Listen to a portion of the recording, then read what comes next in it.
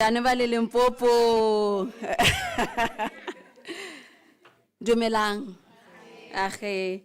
Good morning, esteemed guests, students, staff, media professionals, and all who have joined us both in person and virtually.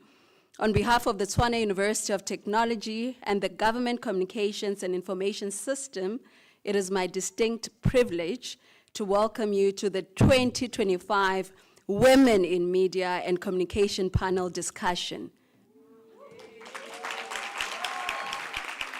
Should I say it again? Welcome to the 2025 Women in Media and Communication Panel Discussion. My name is Papama Chisikawe, and I'm the spokesperson of the Tshwane University of Technology, a university that makes knowledge work, and we are proud of that. We're going to switch the program a little bit, and we're going to allow our Vice Chancellor, Deputy Vice Chancellor, Dr. Vatiswa Papu Zamkaka, to do the official welcoming in Bogoto. Let's please, give her a big round of applause as we welcome her.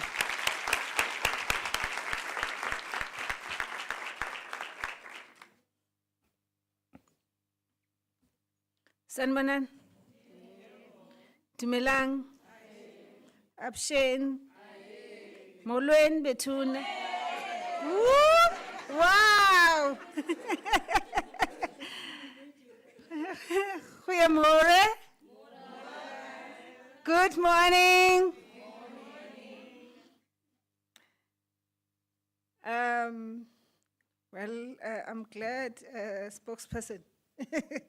You see why a progressive university, look at how young our spokesperson is. Are you guys, no more? Are you jealous? I'm glad that you quickly corrected that. I'm not a vice chancellor, I'm a deputy to the vice chancellor. Let me start with our esteemed guests. The lady who calls me Mureki. Do you know what Mureki is? There's a lady in the room who calls me Mureki. Hey, I don't know why. Maybe I...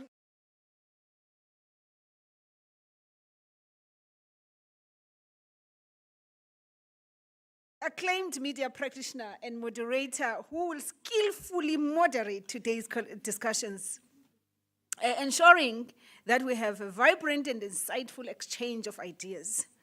Ms. Lizel Saf, who's the Director of Strategic Communication at GCIS. Ms. Pamela Madonsela, our program manager at the Media Diversity and Development Agency. Ms. Arti Geleba, Head of Digital Communication at the Presidency. Dr. Maria Mushatone, our very own. I thought you would scream more.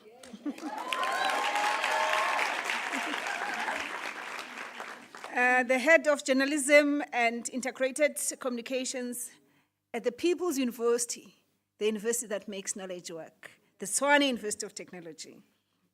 Ms. Athandiwe Saba, the Managing Editor at Code for Africa. William Baloy, Chief Director at GCIS. Can you see? Can you see? The caliber of women we have today. I know. We're gonna be, empowered today.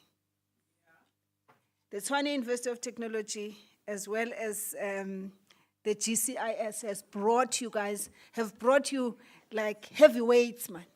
Like true heavyweights. Okay, good morning once again, distinguished guests, esteemed panelists, students, staff, media professionals, and representatives from the Government Communication and Information Systems, which is GCIS in short, and to our formidable spokesperson of the university, Ms. Papama Chisikawe, who's directing this program today for us. Can you clap hands for them, please? We need to take every opportunity to celebrate women. Every opportunity that you have to celebrate a woman. Like, go for the jugular vein. You know, I'm an epidemiologist by training, so someone from health sciences will always talk about veins and arteries, and, you know. So, the jugular vein is here. And you know how important it is, right? Okay, let me not go there. Otherwise, I'm going to divert. That's my passion, yeah? That's really my passion, health sciences.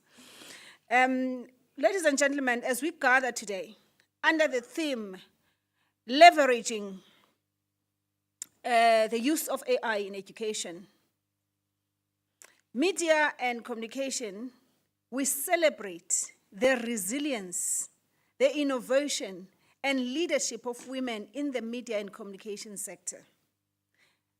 Today's dialogue is a cornerstone of our annual Women's Month celebrations, a time to reflect on the progress that has been made in advancing gender equality, dare I say also gender equity, and to chart the path forward for empowering the next generation of communicators. For over 3 years, the Tshwane University of Technology as well as GCIS have collaborated through the Women in Media and Communications flagship project to create platforms for dialogue, for mentorship, and for growth. Hence, you are here today as our students.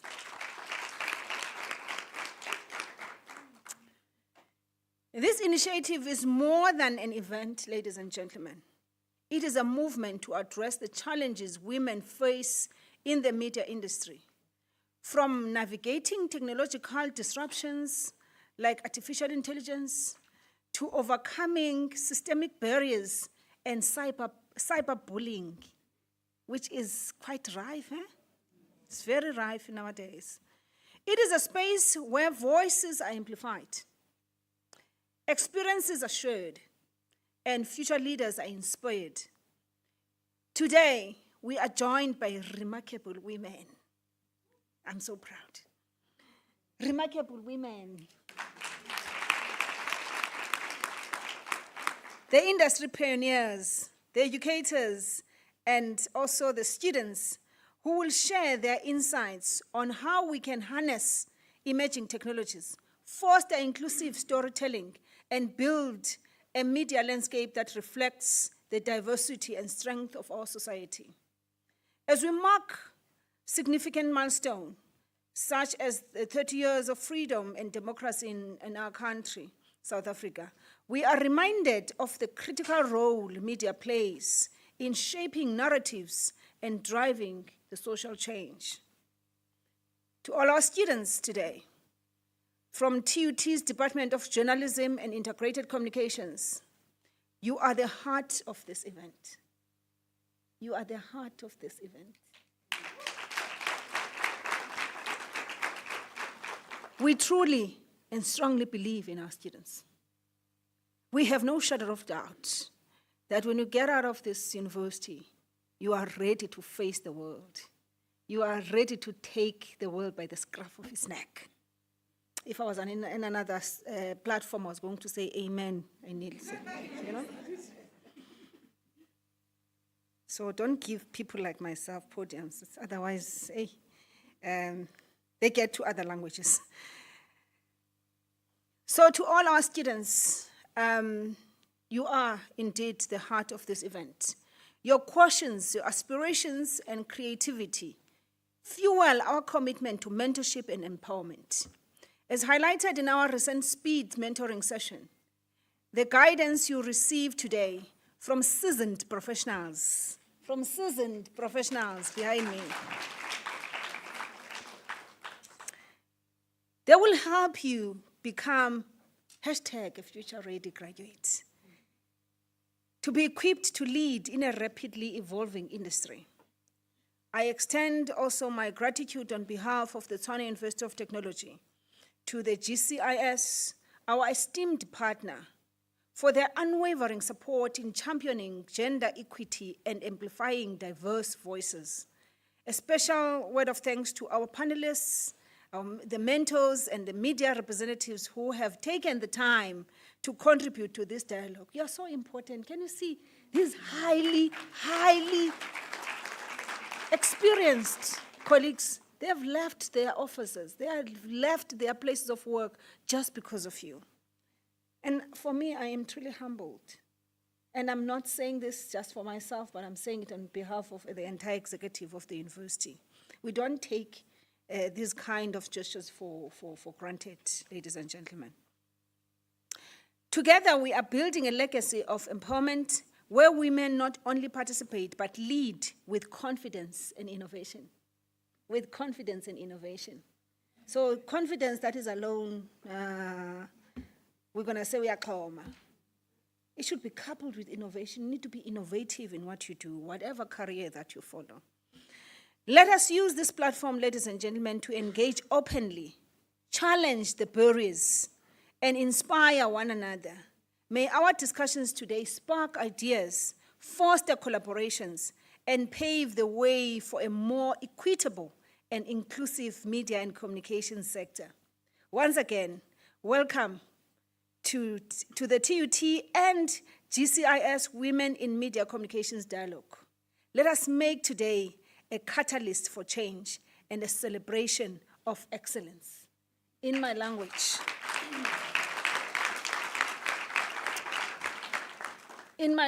I say, ufayayo ke nto zakuthi amaqobo akazana ngalale ndleleni ngabe kunyembelekile.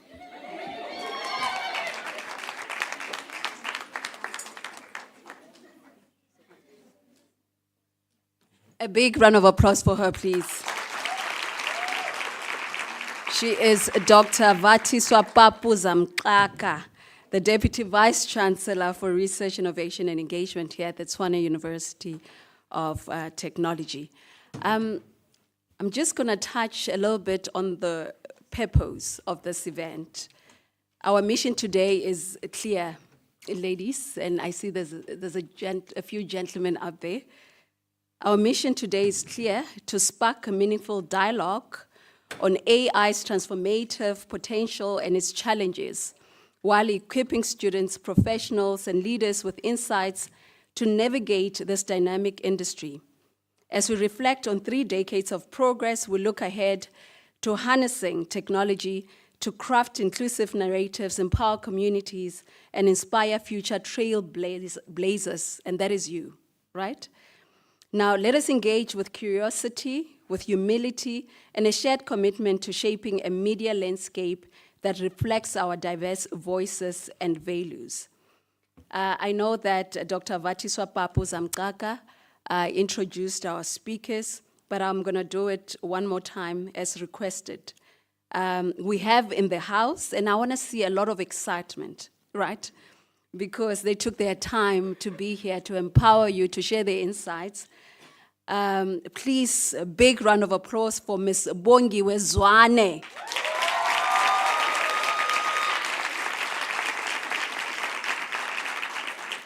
So she's going to be driving the panel discussion.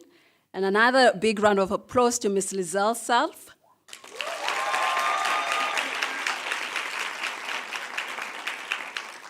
Ms. Pamela Madonsela is in the house.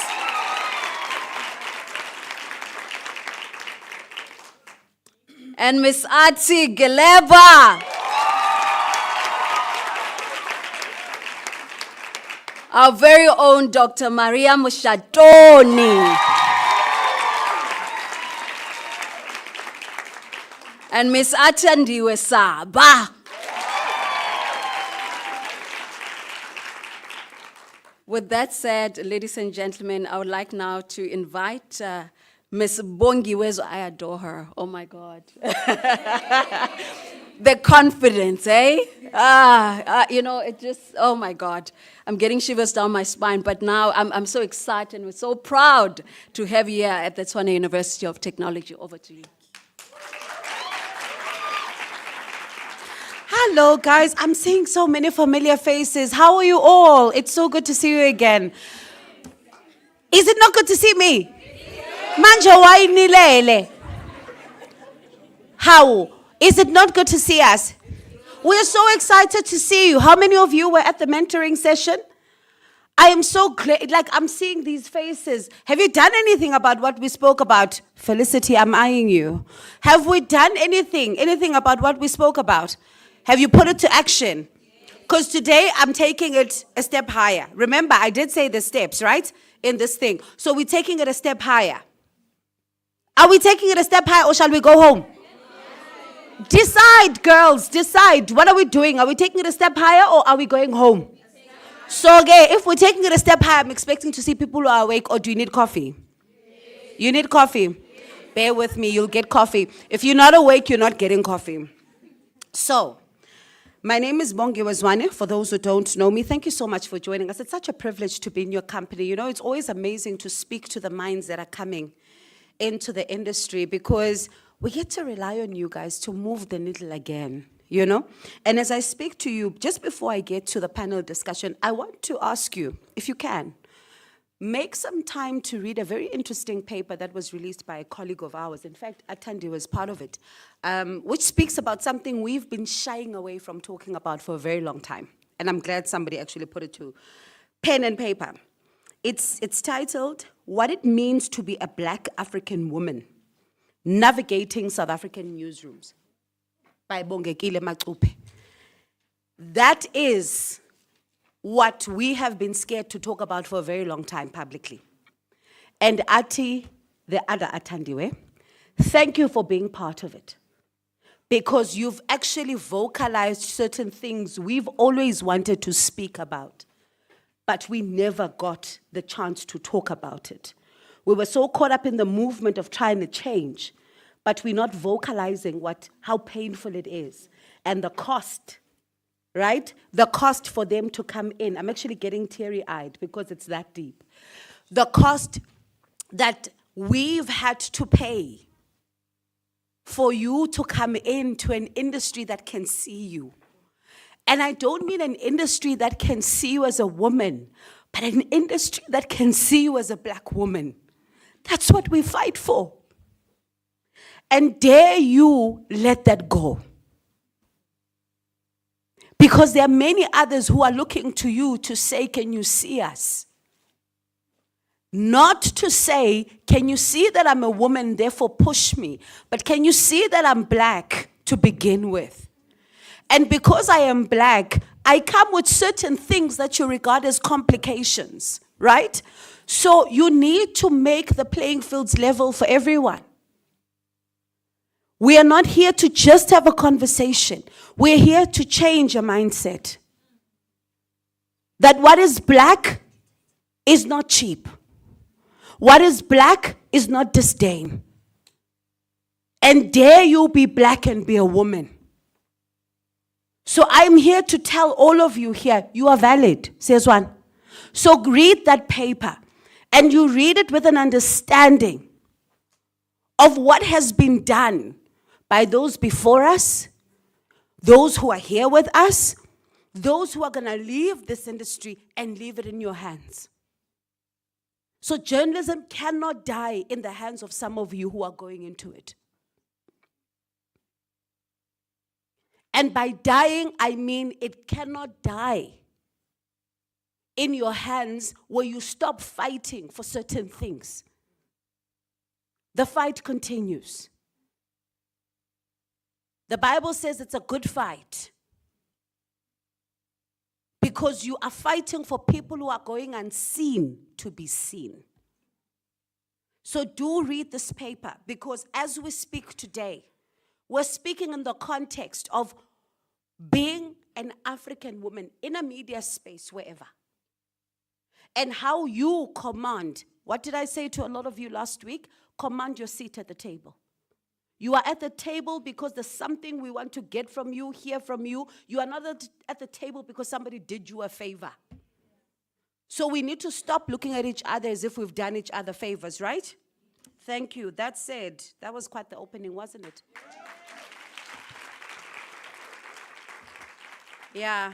I can be very quiet. People often think I don't have a lot to say because I quietly observe things. But it's a lot. You know, I'm what you call a silent fighter. I can sit in a room with people I know are against us, but for me, it's important to sit and understand their mindset as to what is the problem, so that we get to a point where they understand that we are not here to fight, we simply are saying we are here. Therefore, respect us. We are here. We are not here to disrespect you. We are just here. Deal with all of it, right? So, yeah, I'm going to move on. I am going to have a fireside chat, and okay. Imagine a fireplace. So have that in your head. Fireplace, cups of, what do you ladies like to drink? Hot chocolate? Okay, a cup of coffee, hot chocolate. I love rooibos tea, so we all have it in our hands, right? Do you have a roving mic? Yes, no, no, yes, no. Roving mic, yes. Please, may I have one? Because I'd like to move a little bit. While you prepare that, I'm so sorry. I'm that moderator that always gives people a headache. I think of things as I stand. Forgive me. Thank you in advance. So, what we're going to talk about is women in media, the experience there. It's not a long discussion. Forgive me. I could have the whole day, but it's just 15 minutes. But what we want to do in these 15 minutes is to make sure that you at least get as much, just a little bit of an insight, but as much of it as possible, as little as it is.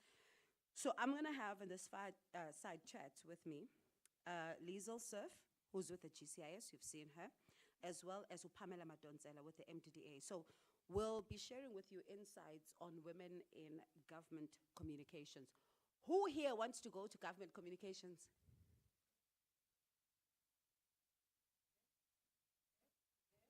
How many? You must come, so I do some interviews with you. Have you ever seen me interview government spokespeople? I'm always nice to them. I am. Is it on? I am, guys. What do you mean, no? Is it on? How do I switch it on? Because I'm trying to press, nothing.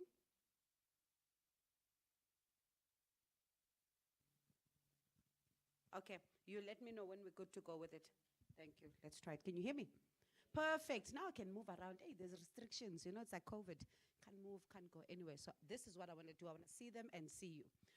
So, you said how many want to go to government comms? Was Pagam Sengatle, like literally lift your hands. Are you not confident you want to go there? You're still thinking about it, or you're not? How many of you? Are you 4, 5? Ningaki. I want to see you clearly, because at the end of this chat, if you still want to go, do you want, how many of you want to go to government comms? Right, Nginbonil. After this, tell me if you still want to go. Anywho, moving right along. Liesl, hello. How are you? Good, good. Pamela, what's the one thing you love about your job? It's getting to interact with community media on a daily basis. Community media. What does community media do for you as a professional? You find newsroom in the heart of communities, and most of them are not influenced by politics. They just tell the real stories that you want to hear. So getting people to tell the real stories that are happening on the ground, that's motivational. Ms. Willene, real stories. Liesl, what do you love about your job? One thing. One thing. Only one. And tell me, if you want to say those parliamentarians when they're throwing things at each other, so be it. What's the one thing you love about your job? Switch your mic on. As a former media practitioner or journalist, like myself, I was in journalism for about 15 years myself before entering government communication. A lot of people ask me why I decided to go to government communication, and that answers your question. It is having the ability to interpret government information as information that can create economic pathways for myself, communities that we serve every single day. That information is all empowering and all encompassing. And coming from a high-stakes environment like Parliament, where information goes through those networks of, or power networks, it's very difficult to try and interpret that information into palatable information that can serve communities. And that is what I love I was about going to government ask you about that. How do you do it? Because I'm sure some of you will agree with me, right? We watch some of what happens in Parliament in those committees and everything, and we're thinking, hey, how am I supposed to decipher all of this now and make it matter to all of us, right? How do you do it? Well, we do it through a range of stakeholders, one being the media. The Press Gallery Association that is in Parliament are there to service or to basically write stories on policy information. So it's about, in a nutshell, it's about simplifying highly complex information so that the ordinary person can understand. I come from a broadcast background. I entered in the media environment as early as 1997. And I was taught during that time to take a 3-hour-long conversation in a portfolio committee and dissect it into a 1.5-minute broadcast story. Yeah. Now you need to know how do you, that is how complex information, government information, and Bongiwe will attest to that also, she has to do it every single day. You know, those discussions. And the question is, what does it mean that you need to answer as a journalist is, what does it mean to ordinary people out there when, for instance, the NHI bill is being passed in Parliament? Does it give them the financial freedom now to access healthcare in a certain way? Now, on the flip side of government communication, now again, and that is why I went to government communication, is to transfer some of those skills that I've honed during broadcast media of complex information, simplifying it, is taking those lessons to government communication and saying, yeah, we have government information, how do we simplify it for ordinary citizens? How does it benefit ordinary citizens? So basically, one of the most intelligent people in the room, because, whoa, I sit through the committees daily. Ne? Hey, Lord have mercy. Pamela, EMDDA, one would ask, because you spoke a little bit about how you mingle with communities. I envy that every day. Marwenzan, Okay. what do you do? I'm a project coordinator under the print units. So the MDDA is an agency which reports to GCIS, where we fund community media, which is broadcast, online, and print, with funds to be able to print, to be able to get studios, because we know that there are limited funds in the community media space. So we try give you that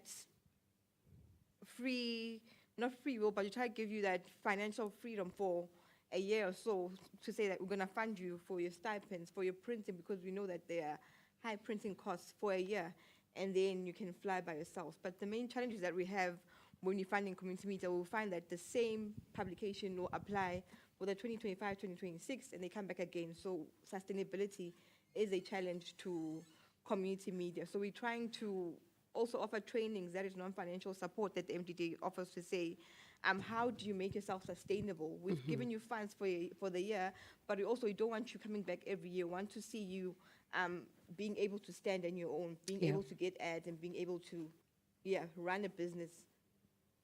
So that's what we do on a daily basis. I focus on the print sector. We oversee them and guide them throughout the year that we are funding them. Okay. You thought you could get away from me, ne? I'm here. Hello. She's not only my friend, guys, but I'm about to hijack her. Hi. How are you? Oh, great. Yes. What do you do? Great. Tell us. What do I do? Yes. You didn't think I'm coming, ne? There we go. I'm here. I thought we were going to chat like later about other stuff. I'm here.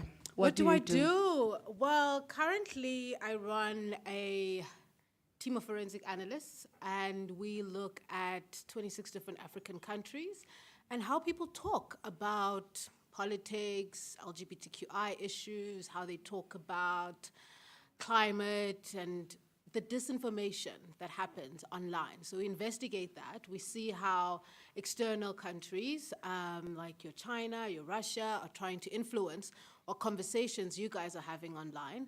And I also starting out an AI newsroom initiative as well at this organization called Code for Africa. And we help to train newsrooms in how to be sustainable in the time of generative artificial intelligence. We train them how to be the best investigators, how to use open source intelligence tools to investigate and find out what's happening in their specific countries. And as I said, 26 different African countries. So I do quite a bit. Quite a To bit answer your indeed. question. So tell me, because we're in an interesting era, right? I've been the subject of quite a number of false advertising, AI-generated things. And always the big question is, how do we find out who is behind this? How do you drive, the narrative that this is not true, don't invest your money in this is not what I said. The other day I was being said to be endorsing some political party. Oh yeah, we've written about you. Oh, we've written about you in our reports. We've found that you are pushing all kinds of scams. Guys, it's not true. I'm not pushing scams. It's AI. But how do we do that? Because I mean, they're going into an industry, right, where they might find themselves part of it. They might find themselves with their voices and their videos being used to promote certain things. How do you begin to make sense of that? Fight that, if you can, even? So I think that's one of the challenges as a kind of tech civic organization that we're trying to deal with and battle with quite a bit. Our biggest thing is to consistently be investigating what's happening online by finding out, okay, cool, with AI, there are these kinds of videos. And we usually build tools where people can either call into our helpline or text or ask our disinformation kind of platform, is this real? What's going on here? And we offer trainings as well. I think a lot of the work that goes into what we do outside of the actual investigations and writing the reports, which you can find on disinfo.africa. Aside of that, the training as well. I think a lot of people are not aware how much AI can make things look so real. And it's not even just about the space, the online spaces. It's about actual governments in Africa being destabilized based on some of these narratives. So there's so much that happens online, but it's about educating people first and then having platforms where people can engage and ask the questions and also trying to fight back. Because the more we flag a lot of the stuff that Bongiwe is talking about, more and more people are able to say, okay, actually, I need to stop and think and check if this is real or not. And, just as you say that, I'm going back to the other side of the panel, because, Liesl, it's important, right, as you communicate, that we communicate the truth, what is factual. Like Pamela says, we need to make sure that people know the real story, not a propagated story, right? So how then do you do it to make sure that the information you disseminate, right, is actually finding its way through to the person on the ground in its credible form? It's not twisted, it's not changed. That when it gets to Gogo Mkabela in Kwamhlabuya Lingana, to Mama so and so in Atteridgeville, it's still what Parliament had actually put out and it's not distorted. I think from the perspective of GCIS runs a network of information, not only information disseminators, but a network that tries to enable, it's an enabling agency. So it enables citizens, ordinary citizens, to participate in democracy, basically, through government information. So we've got a network, an operational network that exists in all provinces. So we've got GCIS offices in all provinces. They have got services for people's information needs, and I won't really delve into that. What I think is very important is that the legitimacy of sources, particularly government sources, I wouldn't say is under attack, but it's been called into question. The legitimacy of our sources based on the fact that there is a breakdown or there's a trust deficit right now that exists in our democracy between maybe government and its citizens. Do citizens actually trust government now again? And we are at the stage now in our democracy and in government communication where we need to reflect on some of the mechanisms that we need to put in place to try and build up that social contract and that social trust between government, which is your source, and then the citizens itself. Speaking about government and sources, I'm standing right in front of someone who's very interesting. Quite like her, love her. And the work she does, I can see what she's tried to do these days. Speaking about that, she's countering certain things and putting them up on social media, saying, here's the truth, here's the what, here's the in. And this from the mouth of the highest office in the land. Hello, Artie. How are you? Good, good. Is it on? Is it on? Can you hear me? No. Let's try again. There we go. Try. Okay. Can you hear me now? Perfect. Okay. Artie, let's speak about the importance of that, because sometimes, I often say that in a time when information is so much, reading becomes a scarce skill, and people put out the first thing they see Atandiwe say or I say, and they take it as the gospel truth. What is the importance of, because I've seen you deliberately do this, what is the importance of putting it out there from the mouth of either the president or anyone you are following at the time? Yes, you follow the president a lot, but I've also seen you do it with other topical stories to say, here is actually what is being said. Thank you very much. I work in digital communications, part of the government communications machinery. And one of the biggest challenges that we've been confronted with the proliferation of social media is fake news and disinformation and misinformation. I'm sure you'll all recall from the time that we were confronted with the pandemic, COVID-19, 2020, that's when you would see that it was quite emphasized that there are bad actors across these platforms. I think Artie, made reference to the fact that there are people who are interfering with our national discourse. And I think that as communicators, it becomes quite critical for us to be able to provide information that is accurate, to be able to position ourselves as a primary source for credible government information. With the fake news, it's becoming more and more difficult to be able to detect because of AI and these other technologies. You were making an example in terms of scams. On a daily basis, I get a lot of these scams across various platforms using the face and the likeness of the president. Before, you could sort of tell that, okay, this is AI. But increasingly, as we're advancing in these technologies, the voice becomes similar, like the fake is deep. The voice is becoming similar. They're able to, have those facial expressions, and they're able to steal your identity for problematic messaging. And I think that it's important for us as communicators to be at the forefront of ensuring that we are the primary sources of that information. And at any given point in time, we should be able to educate our various audiences in terms of how to interact with information that they get across platforms. Like, for example, during COVID, people were saying, like I was at home, Tanzania in the Eastern Cape, and people say, if it comes via WhatsApp, it's credible. That's their only form of verification. So you remember during COVID, there were those voice notes that were going around. So for them, they would panic, they would go and, buy a lot of things, or, there would be a lot of misinformation that was aimed at, interfering with our messaging in terms of responding to the crisis.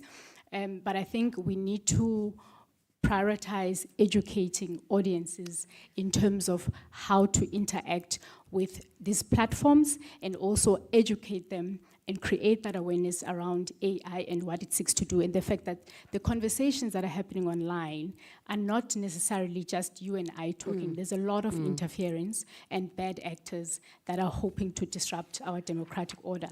So we need to develop that level of consciousness. Before I let you go, let's talk about how difficult was it to do that, because, for example, I'm somebody that is always skeptical of social media.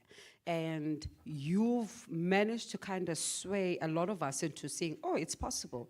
But one wonders, was it easy to do it, particularly for an institution like the presidency, to, put it out there for people? And because we know sometimes how governments can be conservative, but you've done it in such a way that it's made it personal for us. No, not easy, but I think necessary. I've been in government communications for a long time, and when I started social media, like maybe many of you in the room, it was just a nice thing to do. You could connect with your friends, you could download your favorite music, and I had an idea that, why not use the power of social media to advance the messages, that we have to put out there to our audiences and connect with our audiences as government, as opposed to it just being a social media. And from then, my interest grew, and I think my fundamental belief is that as communicators, we have a role and a responsibility to find out, to know as much about our audience as possible, and to find out where they are, what their communication preferences are, and follow them. So hence, social media. Even with TikTok, the presidency isn't necessarily on the TikTok platform, but the audience, we wanting to talk to young people and talk to young people in a language that, they understand. We want them to interact with government content in some shape, way, or form.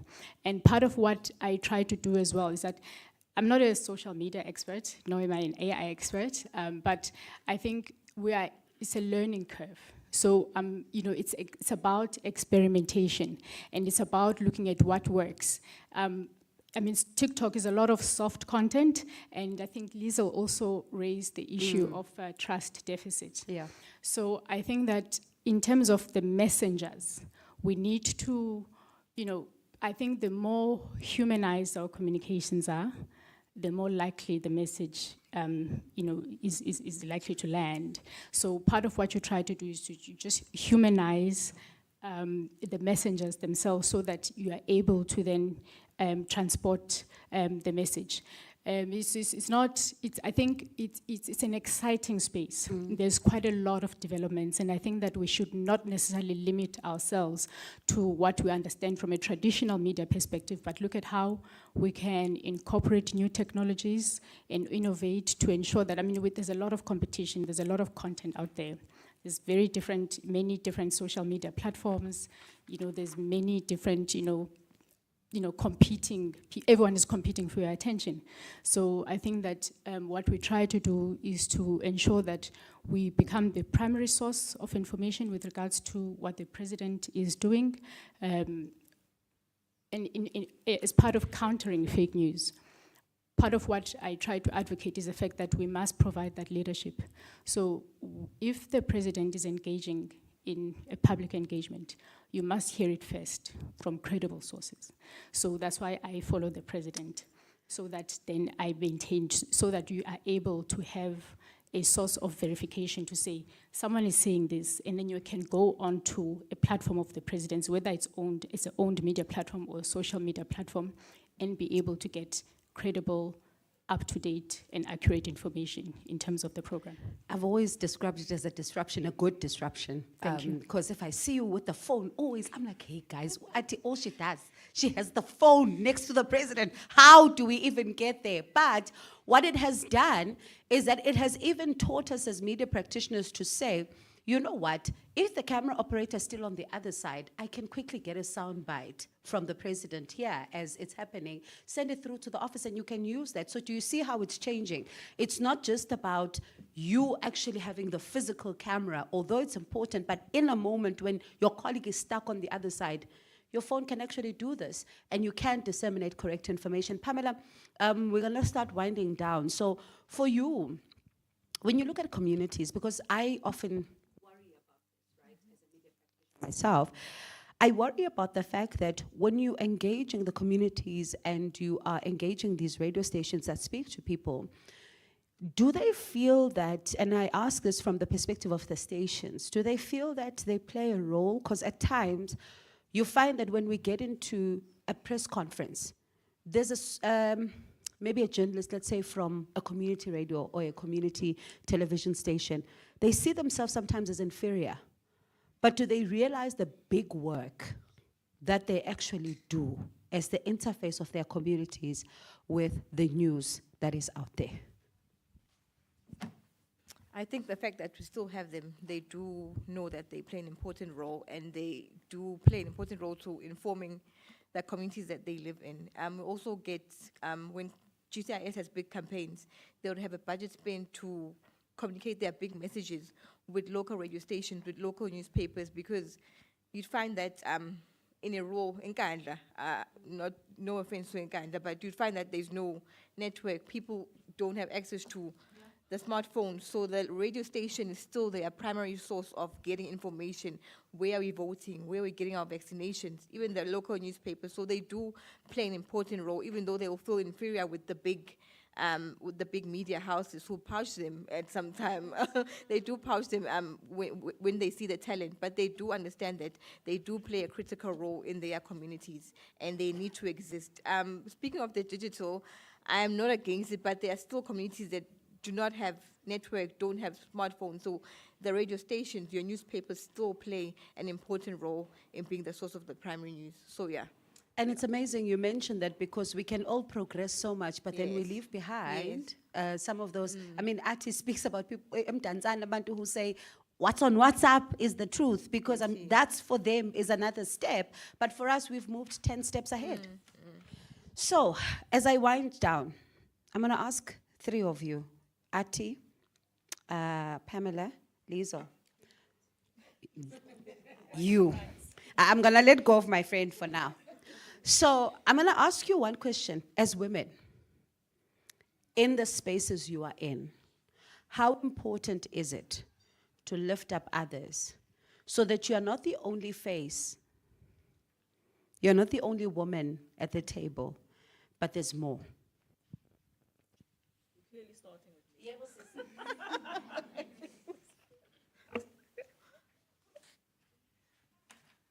I think that is a very important question. Without other women, we are not able to reach our full potential of our womanhood within a professional environment.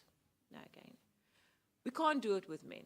We have to do it with each other. I think one of the biggest structural barriers that we have at the moment in our industry is that we don't have our own networks of mentorship and, coaching.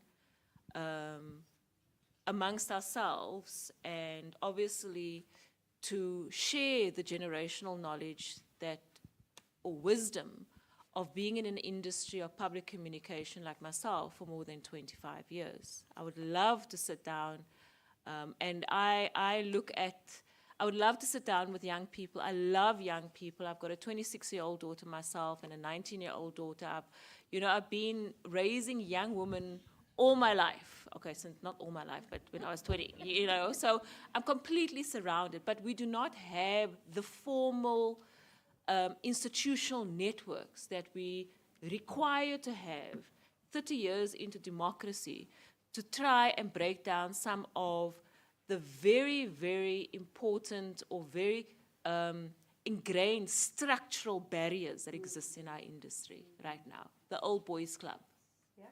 Now again, your VC mentioned various barriers, cyberbullying of women, body shaming online. When are we going to get together as women and create our own association of women in media? It is time, We do not need to, remember, we've got these press clubs, we've got these press associations, but they come with a legacy of deeply entrenched institutional structural barriers that are against women's prosperity. That is the truth. So in those situations that you find yourself in your future, and even here in your environment at TUT, nothing stops you from formalizing networks of encouragement, sharing of wisdom, and then connecting to other networks that may exist out there your generational wisdom networks like ourselves. We can call ourselves the elders right now, 30 years in, covering democracy and so forth. We are your elders. We would love to connect with you and formalize those networks and those relationships. Yeah. Sure, I love that. Yes, guys, we do. I saw your eyes popping when she mentioned at 20-something, 19 and all of that. We do have kids that old. Myself, Nje, I have one who's 23. Yes, Pamela, I do. 23, 19, and 13. Yes. Go ahead. I am that old. Okay, guys, I have a 7-year-old and a 5-year-old. Not 19. Uyabona, yes, sisi. Siyakuba, ngena sifuna 3 more. You sound like the old woman from KZN. Enkandla. When are you having the next one? No more kids. I think as women, the day we stop seeing each other as competition is the day where we'll be able to hold each other's hands and elevate together. I think I had the conversation with Bongo earlier on to say that when we are in high places, when we're in high positions, as women you tend to see the others as juniors, and you are just sitting in your high chair and UPAM doesn't matter because she's a junior. But once we have that open door policy to say, if you're the CEO, a junior like Pam can come to you and say, CEO, I have this master's assignment. How can I do it? Because you've walked that journey. So take me along as well. I think that to not see each other as competition and to just see me as your sister and not see me as, or see me as your daughter. If you were 23-year-old, see me as your daughter. How would you want another woman to treat your daughter in the workspace? So I think the day where we change our mentality, and there's a push Down syndrome that women have, and we speak a lot about that as if it's a nice thing. It's not a nice thing. We need to fix each other's crowns as women, and yeah, let's grow together. As cool, must kupuka in song, because once we're there, we'll sizokhuphula abanye futhi. So that's that. So thank you. Sure, that is so important. Ati? I don't think that I have much to add. I think that the sentiment has been encapsulated. But I do want to say that I come from a tradition and culture of strong women. And there's never been a time where I was told that there is something that I can do, there's something that I cannot do by virtue of the fact that I'm a woman. And throughout my career, I've also been lucky enough to work with women who were my seniors, who actually, the experience that Pam is referring to now with regards to, the pull-down syndrome, women fighting for space, in the workplace, backstabbing each other. I haven't had that experience. And I think that it's important for women to really be there for each other, whether it's by way of mentorship and providing support. And as young people who are going to be going into, the workplace, I think that it's important to identify women, that resonate with you, maybe whose careers, career paths that you'd like, to follow, and build relationships with them, and, request them to. I get a lot of requests, from young people sometimes across social media who reach out to me and they say, I would like you, to talk to me about the work that you do. I've seen what you do and I'm interested in following this career path. And I do agree, again, with Liesl that we need to look at structured mentorship programs in the workplace to support young women in terms of the paths that they want to follow. I would love to do mentorship. I don't have the time because I'm always on the road, but it's something that I'm really passionate about, young Black women and them reaching, their full capacity. Look at you, I'm excited to see you guys, smart, beautiful, we work hard. There is literally nothing that should stand in the way of young women reaching their full potential. And another thing in the workplace is to bring yourself in your fullness. There is nothing about your blackness that must be an impediment. There is nothing about your femininity that must be an impediment. If anything, you need to celebrate the fact that you're a womanhood and see it as a strength. And all those qualities that you bring to the workplace will make you have that unique offering. We can't all be the same person. We can't all have one contribution. So everybody has got a contribution that they can make wherever they are. And I think that it's important to trust and believe in yourself and have a deep understanding and a sense of your identity and who you are and how you can harness that to become, whatever it is that you want to be in the workplace. Thanks. Okay, so I'm seeing hands are going up. I think the Q&A session is going to be for the other side, not mine. I'm almost done. But as I end off this conversation, I hope you've been able to glean from what we've said to you as much as possible. Just like Ati, I was raised in a community of strong black women, grew up in an industry of a multiracial world for me, where each and every single race played a role to getting me where I am, and it was women, also men, and also now, even in my career, I still have men, I still have women who continue to support. So why, for us, the fight is important is that you don't have to experience it to fight it. When you see it, fight it, because it means that, yes, you are blessed to have it easy, yeah? But another person is not, and it doesn't mean you turn a blind eye to their fight. So this community we speak about should even start here. That as you see each other, whether you see a struggle, whether you see whatever in your peer, reach out to help. Because that's how you are cultivating this particular trait of getting into the workplace and seeing a woman that needs you, and you don't see them as top down, but you see a colleague that you can help. You see a woman whose crown you can fix. You see a woman who is feeling down and doesn't believe in herself, and you realize that I can lift you up because today my cup is full. So I always want you to be cognizant of each other everywhere you are. Somebody could use your motivation. And I hope that you are going to take everything that we've shared with you today, mull over it, and think of what kind of professionals you want to be. That's it. Thank you.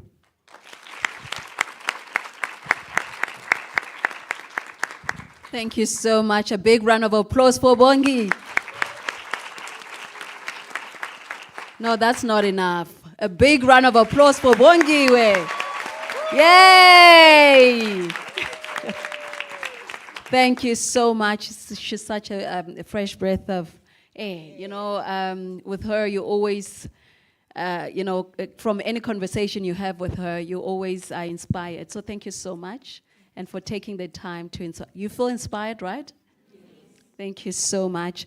I'm going to invite Ati back. It's either you can speak from there or just in front, to speak about not so much AI, because you did highlight that you're not much of an expert there, but you are in these digital spaces, and we look up to you when it comes to that. Maybe to speak to our students regarding the work that you do, the challenges that you face, the risks, what they can learn from that. A big round of applause for her, please.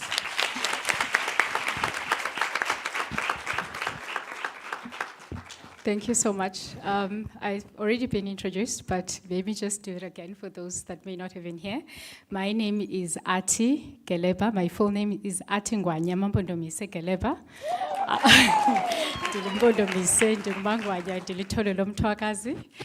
I come from the Eastern Cape, but I've been based in Gauteng for a number of years now.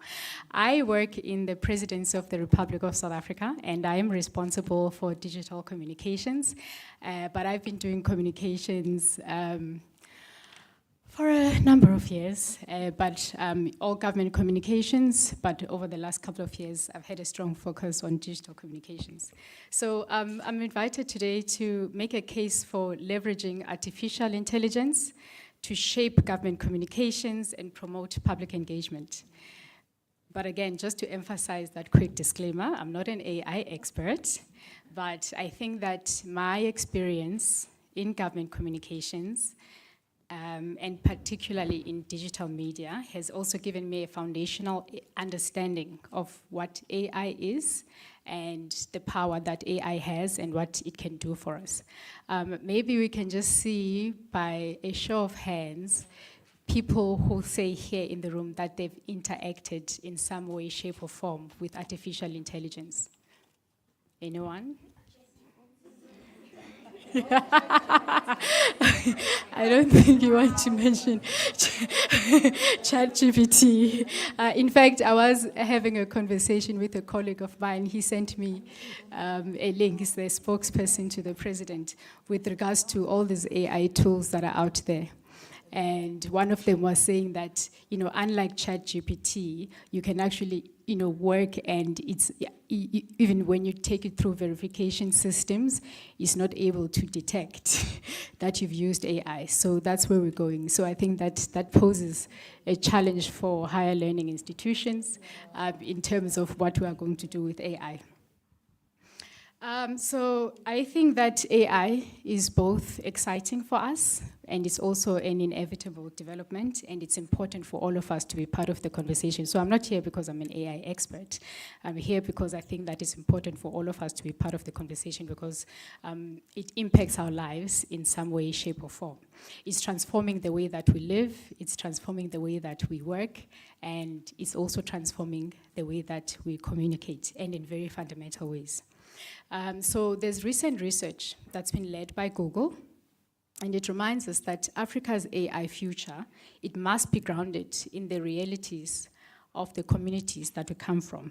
It must be accessible, it must be compatible, and it must be relevant. It must also help us in terms of solving the challenges that we're confronted with in terms of public health, in social development, in education, and also in our economy. It must be ethical. There's a big issue in terms of the ethics of AI, but it needs to be rooted in our value systems. It must also hold the sovereignty of our data. So data sovereignty also becomes quite a critical issue, given the fact that you're inputting a lot of your personal information into these tools. But it must also, in its design, be inclusive. So it should follow that the potential impact of AI in government communications would be significant, in that it can help us with enhancing accessibility of our messaging. It can also help us with improving operational efficiencies and improve our ability to respond in real time and effectively to service delivery challenges. And I'm not sure here, I think earlier they asked if any of you are keen in terms of going into government communications. And I think it was less than 10 people. It was less than 10 people. And I hope that you do have a reconsideration in terms of joining the public service, and particularly government communications. If we don't make it look exciting, I think that you are the generation that can make it look exciting because of, artificial intelligence. But as government communicators, we are an integral part of the conversation around artificial intelligence, because government communications is at the heart of accountability of our democracy. Government communicators are the ones that enable citizens to access information, to participate in governance. We are a participatory democracy. To promote transparency and to hold public representatives accountable.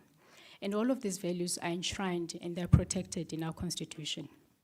So today, I'm talking about the role that AI can play in terms of digital content creation, how it can enhance government communication, and the risks and the opportunities that are presented by AI for communicators. But before we get into that, I wanted to just give a brief reflection in terms of where we are as a country, in terms of our state of readiness to incorporate AI. The International Labour Organization launched the Future of Work initiative some years back. It was a global project aimed at analyzing how technological advancements, globalization, demographics, climate change will reshape the labor market by 2030. It put emphasis on decent work, on skills development and social protection in the era of digital transformation and automation. And South Africa, through the president, joined the High-Level Commission on the Future of Work as a co-chair in 2018. The responsibility there was to oversee the preparation of a report that was launched in 2019 with a declaration for the future of work that was adopted by member states, calling for country policies to ensure that no one is left behind. The African Union also endorsed the Continental AI Strategy in 2024, underscoring Africa's commitment to an Afrocentric, development-focused approach to artificial intelligence, promoting ethical, responsible, and equitable practices. The strategy on AI of the continent aims to strengthen regional, continental, and global cooperation and position the continent as a leader in inclusive and responsible AI. South Africa has also acknowledged that AI is here, and that is what is fundamentally changing how we work. The president launched the Fourth Industrial Revolution Presidential Commission that was tasked with shaping South Africa's response to the Fourth Industrial Revolution. It was chaired by the president and comprised of industry experts, academics, government, and labor, and this report was released in 2020. The work of that commission has seen the establishment of the AI Institute. It has influenced budget allocations, such as, for example, making funding available for digital skills training through the Department of Higher Education and Training. South Africa does have a national AI policy framework, and it was finalized by the Department of Communications and Digital Technologies in 2024, and it provides us with a roadmap for ethical, inclusive AI adoption and a step towards a comprehensive national strategy. The framework also aims to harness the transformative potential of AI to ensure South Africa's growth, to improve public service efficiencies, and also to promote inclusive development. It also identifies a number of strategic pillars, including talent and infrastructure development, ethical guidelines, which are quite important, the privacy and protection of our data. It promotes transparency, fairness, and a human-centered AI. There is a discussion in terms of the extent to which we are integrating AI. Are we going to get to a point where AI becomes in charge of us as opposed to us being in charge of AI? But the framework really sets the stage for legislation that will position us as a leader in AI on the continent. So what are the challenges and the risks when it comes to AI? You know, as we are moving into a data-driven era, you know, the traditional forms of government communication are facing increasing disruption. I'm sure you'll see, you know, you've seen with the rise, you know, of social media platforms, we are no longer communicating in the traditional way that we used to. Have had to incorporate social media. Actually, they've become an integral part of our overall communication strategy. So AI presents both an opportunity for us, but also a significant risk in terms of our communication. There's risk of job displacement. There's risk of increased unemployment, the widening digital divide, which also, you know, risks further exclusion of our rural and poor communities. Ethical concerns remain significant. AI carries the potential for bias, for misinformation, disinformation. In the earlier discussion, we talked a little bit with regards to that. Fake news, the misuse of our data, and a loss of public trust if it's not properly regulated. And AI content can blur the line between what is authentic communication and what is manipulated disinformation. Like I had indicated earlier, fake news has become a part of our lives, and we have to consider that it's something that we have to deal with in how we communicate. But also, AI brings with it a number of opportunities. You know, it can help us in terms of streamlining our work, enhancing public engagement, delivering comprehensive and accurate information to our audiences, but also personalized communication that can improve our interactions and engagements and ultimately strengthen public trust. Cost is another factor. It can be initially expensive for us to integrate AI, but we do need to weigh this against the long-term savings and the long-term benefits that we gain in terms of productivity and impact. And in terms of digital content creation, there's already a number of tools that are on the market that can turn around things in a much shorter time when we're creating digital assets. Like right now, we have to produce everything manually, like our media alerts, our press releases, speeches, graphic design, all of our digital assets. And incorporating AI can also help us, in terms of ensuring that we focus less on the operational, aspects and more on the strategic aspects of our work. But I think what is important is that AI must be human-led, because tools and technologies don't have a lived experience. They don't have the cultural nuance. They don't have the emotional intelligence. So these are qualities that are essential to ensure that there's authentic and impactful storytelling. It can also help us in terms of language and accessibility. We have 12 official languages, and it can help us in terms of ensuring that we create content that is multilingual, and that promotes inclusivity, and that is accessible. For example, we are going to be hosting the G20 in November, and a number of countries are going to be here, so our website is in English. So we can incorporate AI tools into ensuring that we're able to get content in local languages, but we're also able to translate it to international languages. The President publishes a newsletter every Monday morning. Hopefully all of you read that newsletter.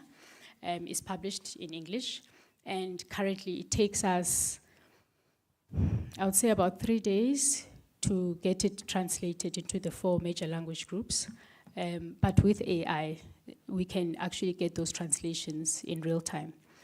Chatbots, these can also improve access to government services. Like you'll see with the Home Affairs website, with SARS, with our COVID-19 response, that we're actually able to increase and enhance our responsiveness and efficiency. It can also help us in terms of analyzing sentiment and feedback, because one of the criticisms that we often face as government communicators is that our messaging, especially across social media platforms, is one-directional, and that we don't respond to issues that are raised. So we are always broadcasting. We are always, talking at you. So, for example, you can imagine just in the presidency alone, across social media platforms and our own media platforms, we probably have about 10 million unique users. So you can imagine the kind of capacity that would be required for one to be responsive on those platforms. So we can look at platforms, tools of citizen engagement that we can incorporate to ensure that government is responsive and is also able to resolve queries that we get in real time. It can also help us with crisis communications. I made reference to the national response on COVID-19 in 2020. And AI really helped us in terms of scaling our communication efforts. The President directed the Interministerial Committee to integrate AI as part of our overall COVID strategy with, for example, institutions like the CSIR working together with the Department of Science and Innovation, developing a data dashboard to help us in terms of managing the pandemic. So there was also a plan to ensure that we integrate AI in our economic recovery plans post-COVID to ensure that there was support for those that were adversely affected through the SRD grant and also through the support for small businesses. I'm sure you will have also seen with regards to climate change, floods in KZN, floods in Eastern Cape. If we integrate AI, it can help us save lives in terms of ensuring that we're able to issue geolocated alerts to warn the people in a particular area that there's going to be floods or that they need to vacate those areas. It can also help us as well with regards to processing data, with regards to our research. And what I think I want to say about how we can leverage AI as government communications is that we need a digital public service. And we need transformation of the public sector capacity. If we want to deliver services that are fit for the 21st century, we need 21st century government communications leadership. And as government communicators, and indeed the entire public service actually, we cannot afford to be left behind. We need to be leading the transformation. We need the policy execution. We currently do have the framework, but we must implement policies and not just write them. We need practical training in digital transformation for communicators and for public servants, and we also need to start integrating AI into our systems and our workflows. And I think that there's going to come a time where the proficiency of AI is going to be a baseline requirement for everyone in the workplace. In fact, even as students, AI is going to, need to be part of the work that you are doing.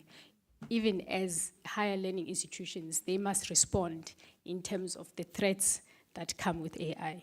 If all the students are using AI tools for their assignments, what are the ethical implications?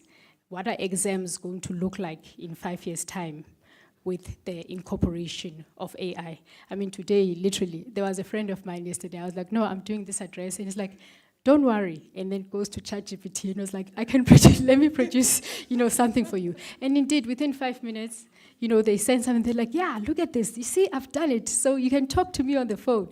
And, it's going to be a growing challenge, for institutions in terms of how they're going to be dealing with AI. Jobs are not going to look the same. A speech writer. Should a speechwriter be using AI tools in the drafting of speeches? No.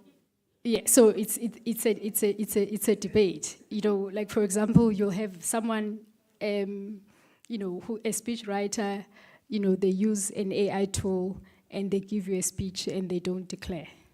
So what are those ethical considerations? It's going to be difficult as we go forward to say no, speechwriters cannot use AI. What is going to be your capacity to verify that? How are you going to be able to tell? Should we rather say that perhaps we can consider that they can use AI for particular functions like communications research? Doing research is time consuming. And perhaps they might want to consider using AI tools for that research, but I think the issue of transparency, we should be able to declare to people that, we've used AI tools. I think that we need to start small in our institutions with incorporating AI because it's going to be a part of us anyway. Whether it's maybe having a chatbot on a website, but something that's going to help you ease, those repetitive tasks that you do all the time. And I was actually thinking that maybe even at GCIS, set up an AI communications unit that's going to look at what the implications are for communicators, what the policy framework should look like, conduct the research, what tools are out there, what companies can we partner with, like tech companies that we can partner with that already have these advanced technologies, or even look at CSIR to say, for example, one of the issues, that I always think about with regards to how we respond as government is that our communications platforms are not integrated. So, for example, I don't know you guys who's on X or Twitter. They've introduced the AI, tool, which is Grok. I'm not sure if you have interacted with it, but basically what Grok does is like almost a real-time fact check, and you are able to ask Grok in any language on any item in any part of the world, and it's able to give you a response in real time. So maybe considering that government creates a similar type of platform that is able to aggregate all government content that is online across the different levels, whether it's local government, provincial government, national government, so that if a citizen has an issue, you then are able to respond in real time, looking at all that information that's available. Currently, if you're online on Google and you're searching a particular, or if you're on a government website and you want certain information, unless that information is on that particular website, you're unlikely to get it via search. So to what extent do you want to integrate all of our platforms to ensure that there's one government that's able to communicate information 24 hours a day. So I think that the issue of transparency becomes key. Those are conversations that we need to have in terms of the extent to which we can integrate AI and look at those ethical considerations. And I think that platforms like today become important because it's about creating awareness. We're all in a learning process. And it's about creating awareness to say that this thing is here. Whether you're aware of it or you are not aware of it, AI is impacting your life in some way. You are already using AI. If you're on social media, there's AI integration. If you're accessing services, if you are on chatbots, if you're shopping online, there's AI that's integrated. So it's actually going to impact and affect our lives. So I think that it's important for us to deepen our own understanding so that we are prepared, particularly because of the fact that it's Women's Month and there's largely women here. We don't want to be left behind. Like our solutions must come from us. And we're talking about an AI that is Africa-led. Then it means that the apps must come from us. The solutions must come from us. We understand our communities. We understand the challenges that we face. And from a government communications perspective, especially because you are students and going into the future, you need to consider the fact that careers are not what they were 2 years ago. You may have joined thinking that, oh, I want to become a speechwriter, right? And then in 3 years, speechwriters are obsolete. So you need to be agile in terms of how you think about those opportunities to say that, okay, how can I integrate these new technologies to ensure that I stay ahead of the curve. So I think that it's important, and that as women, we should actually identify this opportunity so that we're able to provide that leadership. And I think that it also provides an opportunity for us to transform as government communicators. We can work faster, we can work smarter, we can be more inclusive, and we can deliver information that is accurate, we can deliver it timely, and we can make impact. But I think the goal is simple. We want to build high-performance public service organizations that are able to harness data, that are able to use digital tools, that are able to integrate AI, because what we want to do is to serve society, but deliver real impact. And I think that as communicators, it is us who must lead the change. Thank you. Wow. Amazing. Thank you so much, Ati. And we're going to open the door for questions. Yeah, I see the hands are coming up. Okay, let's start here. You introduce yourself, what you're studying, which department you're coming from, and we take it from there. Hello, everyone and everybody. My name is Manyelo Beauty, and I'm a master's candidate in applied languages. So what I need, it's not much of a question, but I want to understand that I want you guys to make everybody understand the importance that language plays in all kinds of work that you do. You've been talking about engaging with communities, and in English. Almost everything is in English, like Osunati just said, that the speech is presented in 4 major languages. What about those other languages? And as for the 12 official languages, okay, I just learned that we're supposed to call it an official language, but not the 12th official language. So as one of the languages, sign language, we had this other interpreter. I don't remember, it was on SABC or, I'm not sure, but you guys remember that sign language, yes. So, one of the news, Fact checking here. Fact checking. So yes, we need to I need you guys to just elaborate how important language is, what role it plays actually in journalism, in media, and all of that. That's all I need you guys to do. Shall we answer? Okay. You said your name was? Kanali Bitokema.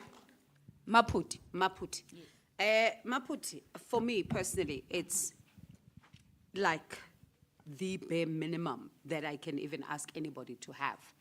It's the first thing that you need to think of, because I've spent a lot of years as a reporter on the ground. You can't go to Nkhono and start speaking in English. That's disrespectful, because I understand you probably may not know her language, but try, right?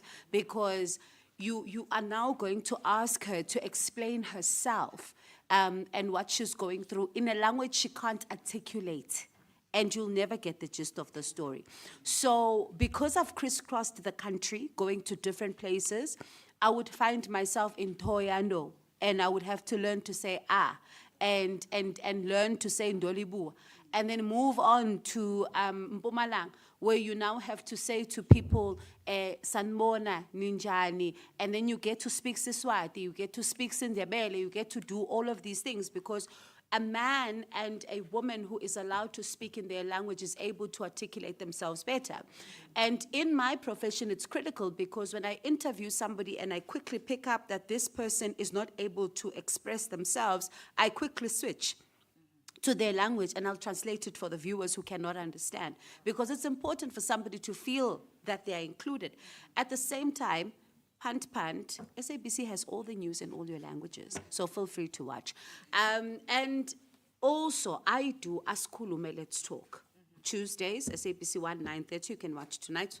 So what we do there, we include English, Kodwa, the premium and primary languages are isiNguni. Tonight I'll be reading viewer comments ngeSiswati, right? I've had to learn. And some viewer comments come in ngeSindebele, some viewer comments come in, for example, Xitsonga. I have to try. You can't say no, any language is not important, because everybody who's watching deserves to get information. So if I can tell you something, do not look down upon your languages. Uma ukhuluma isiZulu sikhulume with pride. Uma ukhuluma isiNdebele sikhulume. Uma uthetha thetha, yenza konke okumele ukwenze, because you have to have languages. This is South Africa, and you are not going to go into the world of work and only speak in English. I hope it was clear.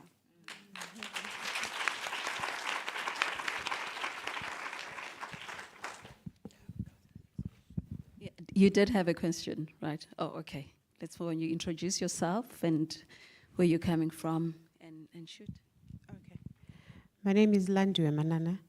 I am a part-time lecturer here at Tshwane University of Technology in the Faculty of Management and Science Entrepreneurship. So I lecture entrepreneurship.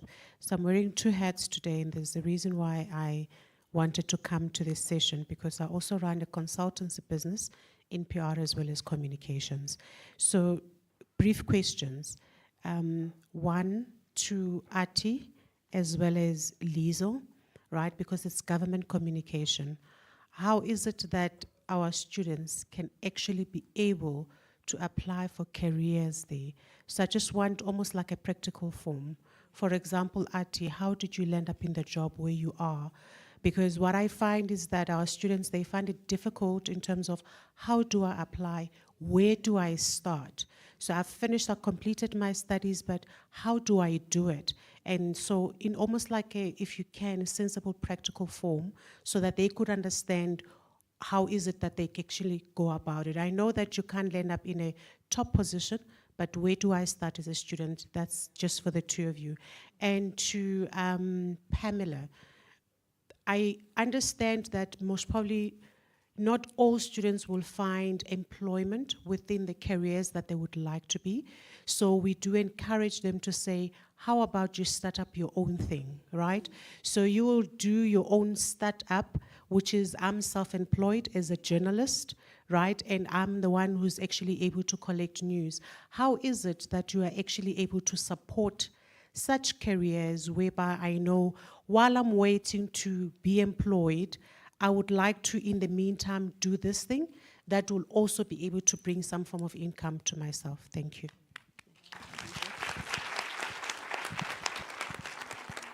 Ati, you want to start? Or Lizo? I can start. I think that the most important thing is that you are here in an institution of higher learning and you are acquiring the necessary skills and knowledge for you to be competitive in the workplace. And I think for me, one of the critical things is to understand where your talents are. What is it that you are keen on? What is it that you're interested in? What is it that you like doing? And follow that. And I think that if you couple your talent and your interests and your strengths with the skill set that you have, then you become a professional that everybody wants to work with. In terms of opportunities, I am going to say something that is very, very unpopular. I once said this on social media and I got beat up for it. I think that as young people, you have the perfect opportunity to showcase your skills and to expose yourself to different environments. I get a lot of young people who say, okay, I'm educated now, I'm qualified, I need a job, I'm frustrated, I've been looking for a job, I'm not able to get a job. Consider being part of organizations, whether it's civil society formations, whether it's the church, where you can showcase your skills. People are not going to discover who you are, what attitude you have, what talents and skills you have until they are exposed to them. So it is not enough to say, I have a qualification, I've submitted my CV. There are people who started looking for work until they stopped. So the job market is difficult, and one of the structural issues that we're struggling with as a country is the fact that we're not able to match the skills acquisitions. So you do have the degrees, the qualifications to what the job market is able to absorb. Hence, you find the high rate of unemployment. And for me, I think that when you are a young person, you still have time to experiment in terms of even your, entrepreneurial flair. Think about all of us have got ideas. And when I was young, post-matric, after school, we set up a local organization with other young people in our community, and we're able to look at what are some of the challenges around us that we can contribute to resolving. It was not paid work. A lot of it was volunteering work, whether it's about going to schools and helping kids at schools with their studies, or going to help at a local church, or planting a food garden, or helping umama with a business with managing their financials. I think it's important for you to identify whatever platforms you can, so that you can learn as much as possible beyond just having the knowledge that you get from your qualification. Because one of the issues, obviously, is the issue of experience. You're young, you just finished school, the employer wants 10 years of experience, 5 years of experience. Even if it's, working at your local radio station, if you are keen on media, I have a niece, she started working at a radio station when she was like 11 or 12. By the time she's 24, she's had 12 years experience of radio production, and she's therefore much more competitive and desirable in the workplace, because at 24, she was bringing 12 years of work experience. If you want to work at a local, community newspaper, to expose yourself, even if it's not necessarily a full-time job, what are the chances that when a job opening becomes available, you will be likely considered more than a paper that's a CV with no person behind it? So I know that it's not necessarily popular, but I think as young people, whilst you are waiting for job opportunities to come up, do not be idle. even if it means, I mean, you've got social media. Social media opens the world up to you. Start a blog, start a vlog, start a YouTube channel. You start a YouTube channel today, and before you know it, you've got followers from around the world. You're dealing with a subject matter that is of interest to you, and you become an expert. You interview people who are experts in a field of your interest. There is nothing that is stopping you now from being able to explore the opportunities that are there.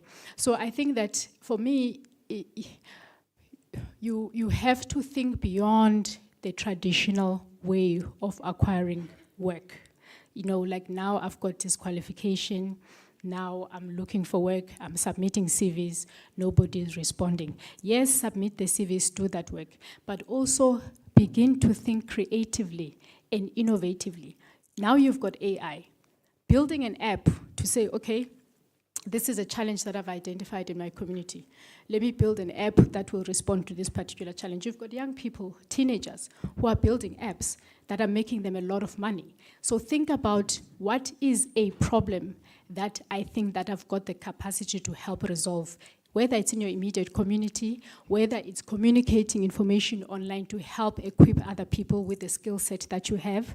Think about what you can do as opposed to sitting and waiting for somebody else to give you that opportunity, because it may or may not come. And that has been my story. I didn't wake up and then I was in this job. I had been doing, like I'm saying, I was working in traditional communications, doing corporate communications, the boring stuff, the newsletters, the events, the stakeholder, and I was like, I like this, you know, and it was social media. I wasn't getting paid for it. I was doing it as a side hobby. So whether it was politicians, like a lot of the politicians in Gauteng, I'm like, let me set up a page for you. I would set up pages. You know, if it's my department that I work for, I would set up pages. Like I set up a lot of, you know, pages on social media. I didn't know then, that was like probably 2009, because I was an early adopter, I liked social media. I didn't know then that there would be a job called digital communications where I actually do social media work and I get paid for it for a living. There was no such thing then. But today, I'm probably one of the more experienced government communicators because I've been doing it for such a long time. It literally has become second nature to me. And even as I grow now, I'm like, okay, and now I've been doing this job, what are the new opportunities that are coming? I'm like thinking, you know, AI.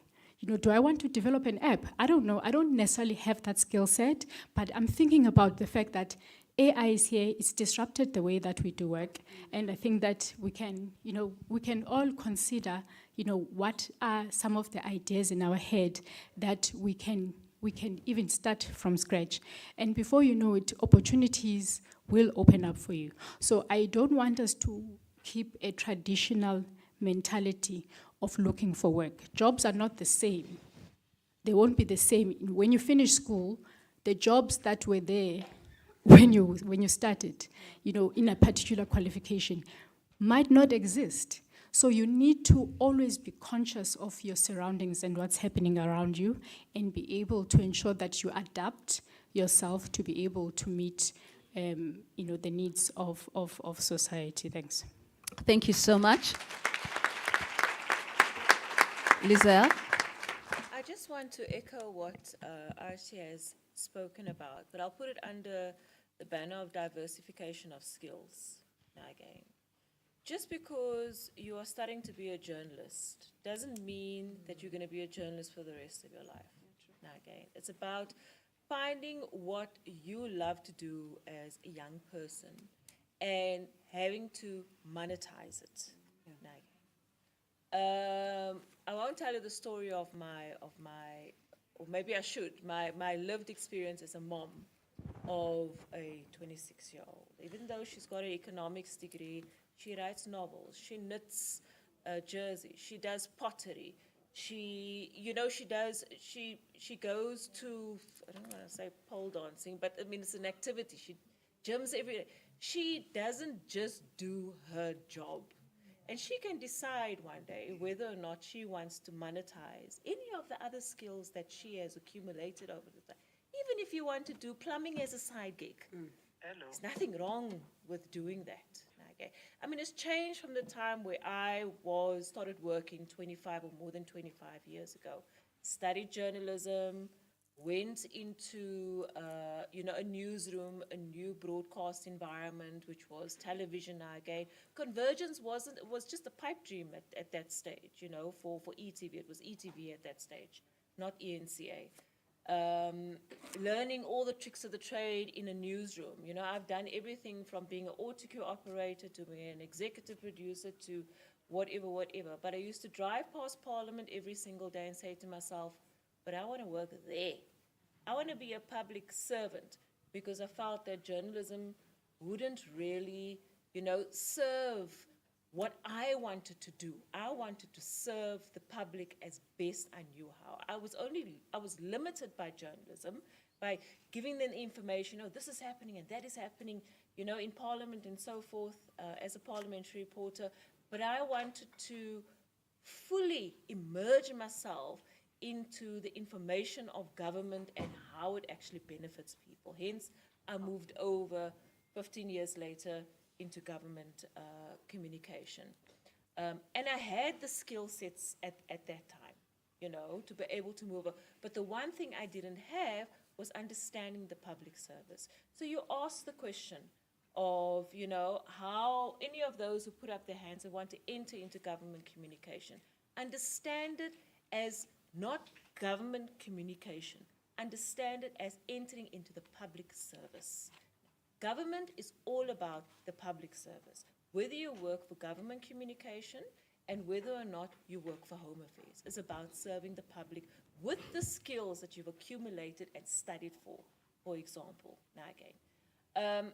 So as a young person, I can, not myself of course, I can only encourage you at heart. I can only encourage you to work as a means to an end. Now again, if you go and, I always tell my kids, work as a means to an end in terms of living your dream. If you want to be a plumber one day and you're using your journalism degree to be able to fund, you being a plumber there's absolutely nothing wrong with that. You know what I mean? Mind you, one day we're going to get to the point in South Africa where we're going to require plumbers because there's nobody's studying to become a plumber anymore. Everybody's been pushed to AI generate things. You know what I mean? And then who's going to come and fix your toilet and fix your plugs and whatever? So diversify according to what you want to do in your life. How you find whatever skill that you have, to express your God-given talents. You are students. You have got certain cultural and community networks within your university environment. Which cultural groups do you belong to? Try and express your, if it is the knitting club, for example, belong to those cultural groups that is a reflection of the communities that you live in. I don't know what cultural groups you have here at TUT, but involve and immerse yourself in communities, micro-communities, wherever you find yourselves. When you go into the workplace, you'll start immersing yourself into micro-communities as well. You'll be sitting on the equity board, those are micro-communities where you can harness certain skills which may not be taken over by AI. I mean, we're in the business of relationship management, stakeholding. That's not going to be taken over by AI, not in a long shot. You know what I mean? The AI is a tool. It is a tool for you to enhance what you are studying for, basically. But government communication, like any other public servant or public service department and entity, has got 2-year internship programs that go on advertisement for, I think at the end of every single year, or in the middle of every single year, where we send out the call for applications for our internships. Now again, particularly journalism, particularly communication, and public administration, because those two go together when we talk government communication. You can't divorce government communication or communication of government without understanding the public service. you know, so those calls do go out. We also have shadow ships now again, and if there's one thing I always express to young people in Cape Town, now again, if you want to attend a government event or an event that is held at Parliament or any legislature, you are a citizen of this country. You are more than welcome to attend any of our media events, you know, any of our public events, whether it be at the legislature or whether it be at a government institution. Nothing stops you from knocking at the door and say, I want to attend here. I want to cover this story on behalf of TUT and whatever. Democracy is an open door policy to the public service, again. So you are more than welcome to come and visit government communication. Check out what is happening at Teddy Motetsa House in Pretoria. If you find yourselves in Cape Town, I'm in Parliament, 120 Plain Street. Our doors are always open to young people to show where are the various avenues that you can find yourself in and immerse yourself in within the public service.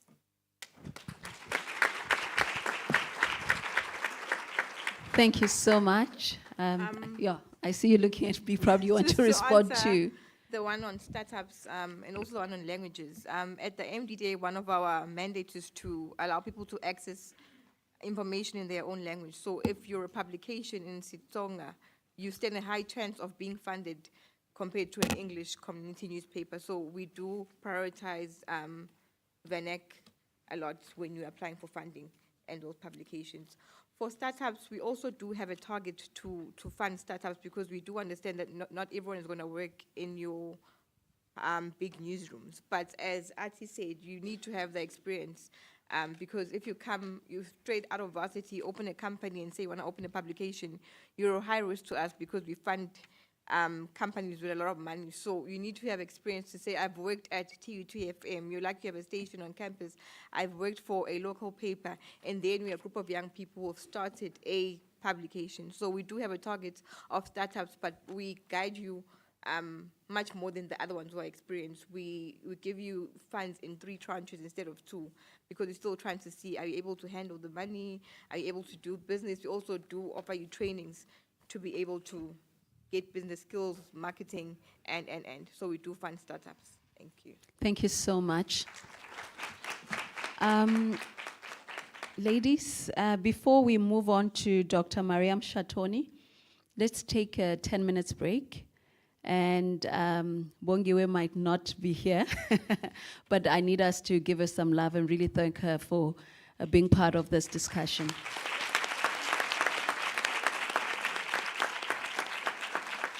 So just a 10 minutes break, and when we come back, we continue with Dr. Mshatoni and Atandiwe. Thank you. I have to love and leave you. Pamela, I need your number, and I need your number.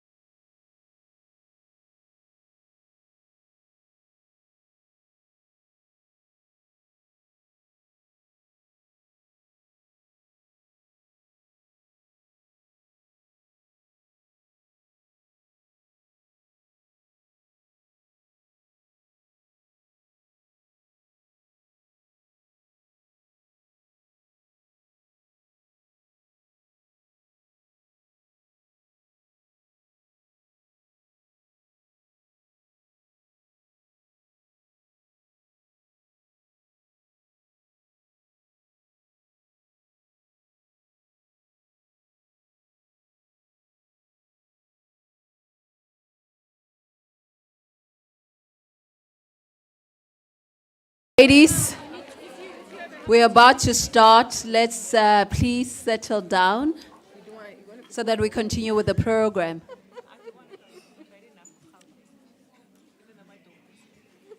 If we still have students outside, please do come in so that we continue.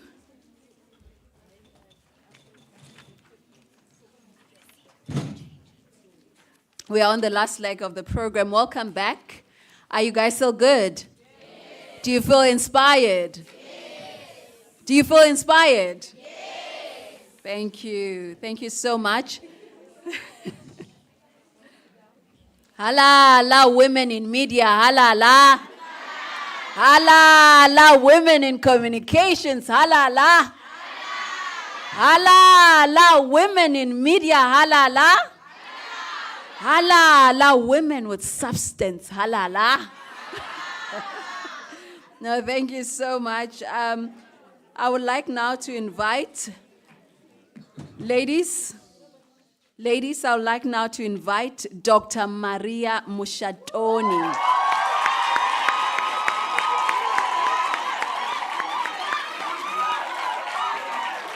She is the head of the Journalism and Integrated Communication Department, one of our own, Imbogoto, Watita Bafazi.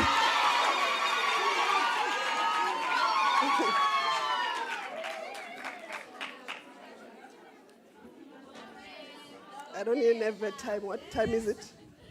What time is it? Okay, thank you. Good afternoon. Good afternoon to our panelists, and good afternoon to our students. And I just want to say a happy Women's Day to you all. Oh, thank you. My name is Mariam Shatoni. I'm the HOD of the Department of Journalism and Integrated Communication. These are my people. And I'm so proud of you guys. Thank you for listening to our call and coming here to participate. Then mine is to talk about should AI be incorporated into academia curriculum? And I'm also going to talk about student and institutional preparedness for future media landscape. And where are we? Which is a very good question. And what ethical concerns? And I will start with the background. AI has become a critical component of modern academic landscape, offering significant benefits. It is a living reality shaping almost every aspect of our lives. And from the way students learn in classroom to how journalists report news and how audience consume media, AI has become a powerful force. Aligning with Taylor and Francis Group, the emergence of AI has been one of the most dramatic advancements in technology. Just like any advancement, there can be both excitement and concern. This applies across all sectors, and the education and media landscape are no exception. Then student and institutional preparedness. As the landscape of education continues to evolve, AI showcases powerful blend of technology and traditional teaching and learning. The coverage of AI in education demonstrates its dual role as a tool for empowerment and efficiency, and as a force that requires careful ethical management. For students, understanding AI is no longer an option, it is a professional necessity. To thrive in the future, students must not only know how to use AI tools, but also how to critique them, applying those responsibly and maintaining human creativity and values in the age of intelligent machines.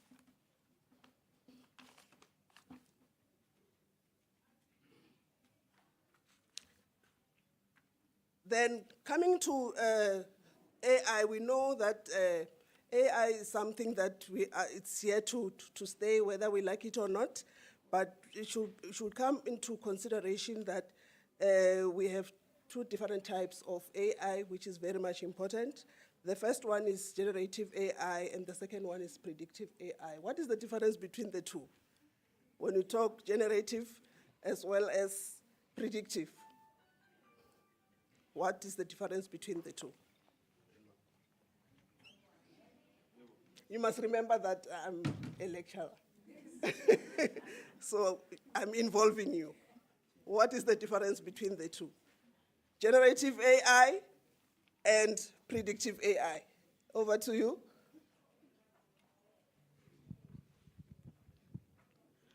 Good afternoon, everyone. I am Amakhalang Ramatena, postgrad in journalism. I think the difference between generative AI and predictive AI is when you look at things like assignments, for example.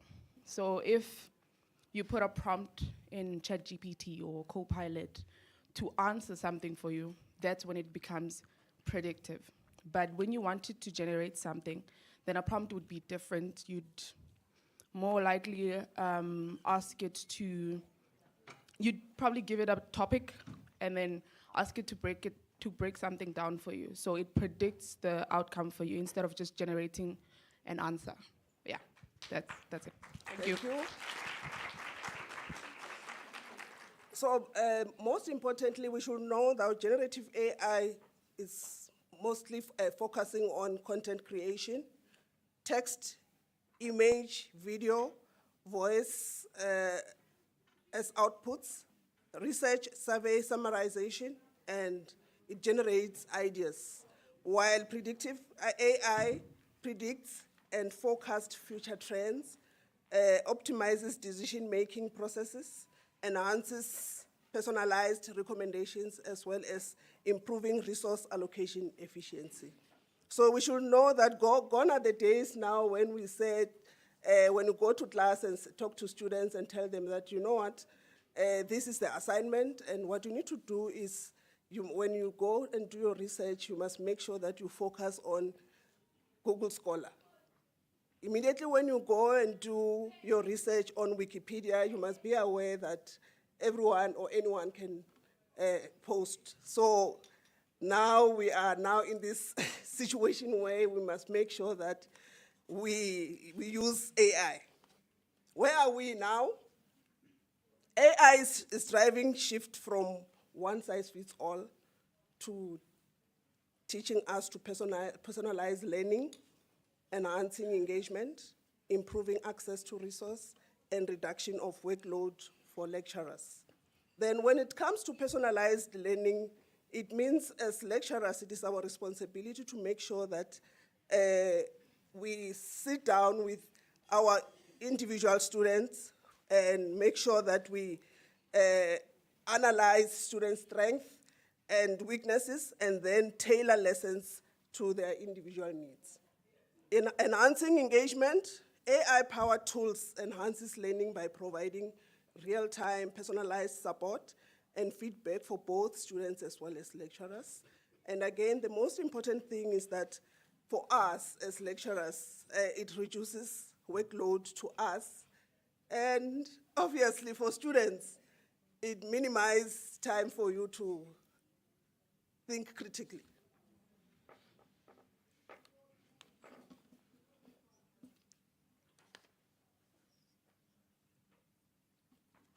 Should AI be incorporated into academia or in academic curriculum? Instead, AI should rather be used as technological tool to enhance teaching and learning across the academic program. When using AI, specifically generative AI for teaching and learning, it is imperative that universities follow guiding principles to ensure that technology is used ethically and for its intended purpose. Universities should balance innovation with responsibility by embedding fairness, transparency, and integrity. By addressing the concerns identified, institutions can ensure that AI complements rather than replace traditional teaching and learning methods. This will ultimately foster an adaptable and personalized teaching and learning, as alluded before. This will not only protect the academic communities, but also contribute to building an equitable, trustworthy, and social responsible AI future.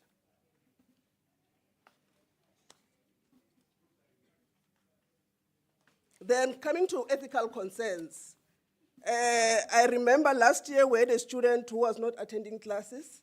Then we requested the student to go and write an email why they didn't write several assessments. And the student just went to AI and wrote, "Help me write this letter." And you know, sometimes students are ignorant in such a way that he just sent that email to us with those square brackets. So it was just copy and paste. So these are the things that we also need to take into consideration as students. Then ethical concerns, number one, academic integrity. AI tools can be misused for plagiarism or ghost writing. And students as well as lecturers, they must move away or shy away from over-reliance on AI because obviously it will affect their critical thinking. Current AI detection systems are imperfect and may falsely accuse students. I can give it as an example. I have a very smart student in the department. She wrote a very good assignment, and the feedback was she used AI. Yes. So that is why here I'm emphasizing false accusing students. Then action that we need to take under academic integrity. You must make sure that we define a clear institutional guideline. We must also make sure that we train staff and students on ethical AI engagement. And it is also important to redesign assessments. I offer advertising and marketing communication as one of the subjects that I teach. So recently, I've noticed that students are sometimes, obviously, they're now reliant on AI. So I was smart enough, I think, I was smart enough. One of my assignments was for students to come up with their own advertisement. And, you know, I was so intrigued by the outcomes. And another thing that I was impressed, we did a trial run, and there were students who raised up their hands while we were busy doing trial run. They said, "No, ma'am, we have a problem with this student because we can see that he was 100% reliant on AI." So this is something which is we need to think about as lecturers. And now I also have some colleagues who are giving students assignments just during class. Because what is the point of giving you an assignment and go and copy? So this is something that we must make sure that we keep in mind. And another example that maybe we can redesign our assignments or assessments is oral exams, applied projects, and so on and so forth. Then another ethical concern is bias. Digital inequality can exclude under-resourced students from AI benefits. Accessibility gaps may marginalize students with disability or language barriers. So the action that maybe we should take as an institution, audit AI system for bias before adoption, ensure equitably access to AI tools and resources, and promote inclusive AI practices that reflect diverse content.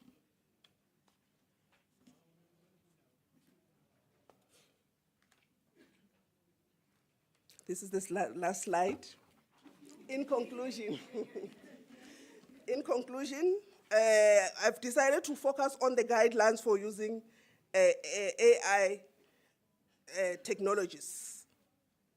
By adhering to the following and other guidelines, the use of AI can be a valuable tool for teaching and learning, including preparing students to become future ready.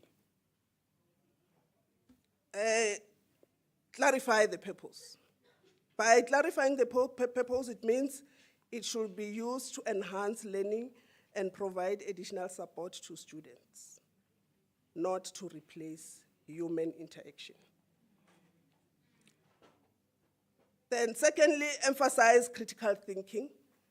In the example that I gave previously, I employed critical thinking to the assignment because students had to write a reflection. They should write, they should make sure that they should act like they are behind the scenes before the actual assignment, of which I felt it worked very well because they're not using AI there. They are talking about their challenges and the merits and the demerits of coming up with an actual assignment, advertisement. Then privacy and ethical consideration. As stated, the education landscape faces ethical dilemmas around copyright, authorship, and accountability. So openly discuss privacy and ethical implication of AI is very much imperative. Then also we should make sure that we communicate rules. Students should be guided how to use AI ethically and effectively. Like for instance, when you are writing, doing your research, the lecturer or the supervisor concerned must make sure that they sit down with students and give them communicate the rules, which is very much important, so that they know that they are bound by those rules when and they should face the consequences at a later stage. I thank you.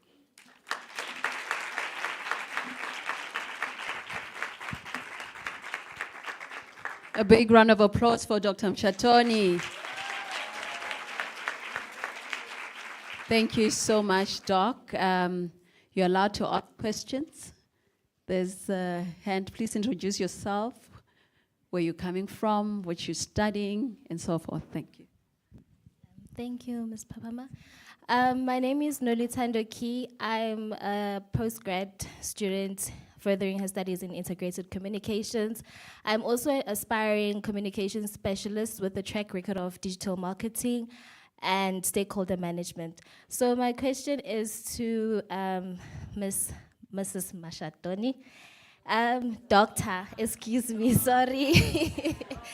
Excuse me, sorry. Sorry, guys, sorry. So in education, AI has the potential to personalize learning, but in a country with unequal access to digital tools, how do you think we should ensure that AI does not widen the digital division? And what skills do you believe media and communication students should be prioritizing now to remain relevant in an AI-driven industry? Thank you. I'm glad that here I'm surrounded by people from different industries. So I hope they are listening that some things should be done in order for us to accommodate all the students, or all individuals in South Africa, so that we raise awareness with regard to AI. That is very much important. And with students, the current students, I think I gave you a practical example, that we are trying by all means to incorporate the traditional as well as the digital space. And it's a work in progress. So everything will be sorted out unless if maybe the industry is not assisting us, as well as our management. Hopefully they are listening. Thank you. Maybe I can also add on that. We here at the Tshwane University of Technology have what we call the Artificial Intelligence Hub.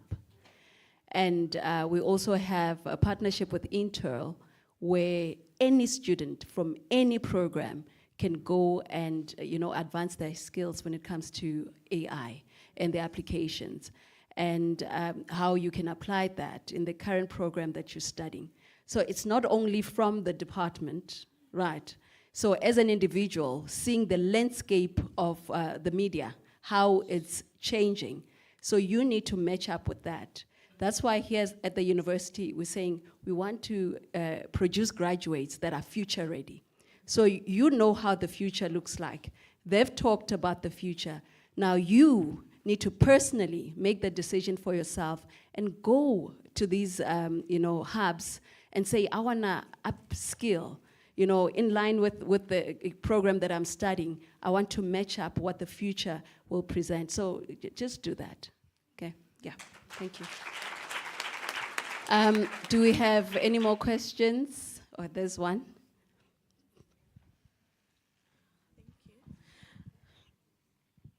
I'm Ratlehile Ratlahani, a journalist at the Faculty of Economics and Finance, and my question is directed to Usis Pamela.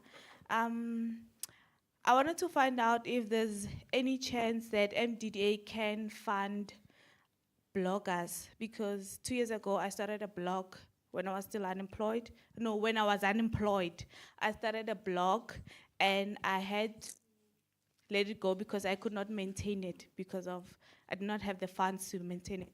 So I wanted to check if there's any chance that MDDA can fund bloggers, if whatever that they're blogging about is of the interest of the community, because my blog focused on teenage suicide because of the rising stats of teenage suicide.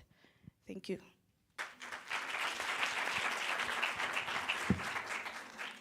Thank you. We just closed our 2025-2026 application call. And yes, we do fund online publications because I believe a blog falls under that. But you need to you fall under small commercial. You need to have a company registered. You need to have your sales documents. You need to have your Google Analytics to see. And also, you did specify that you focus on community content that is of community interest. So we do fund them. So you might try applying next year because we've just closed the call for 2025-26.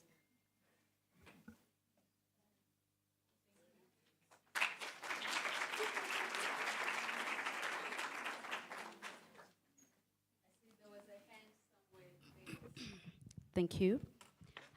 I am Ompulusa Chishonga, currently doing my 3rd year in language practice, but I am an intern at TUT-TV. I'm a journalist. So my question is directed to Ms. Ati from the head of digital communication. I'm gonna quote from your speech. You did mention that artificial intelligence is rapidly transforming how we teach, how you teach, communicate, and share information in society. So my question is, how does the presidency view AI's role in strengthening education, media, and communication in South Africa? Well, there are actually two. The second statement is, globally, governments are looking at policies to regulate and encourage safe use of AI. My question is, what frameworks or policies is South Africa considering to ensure responsible and ethical use of AI in communication and education? Thank you.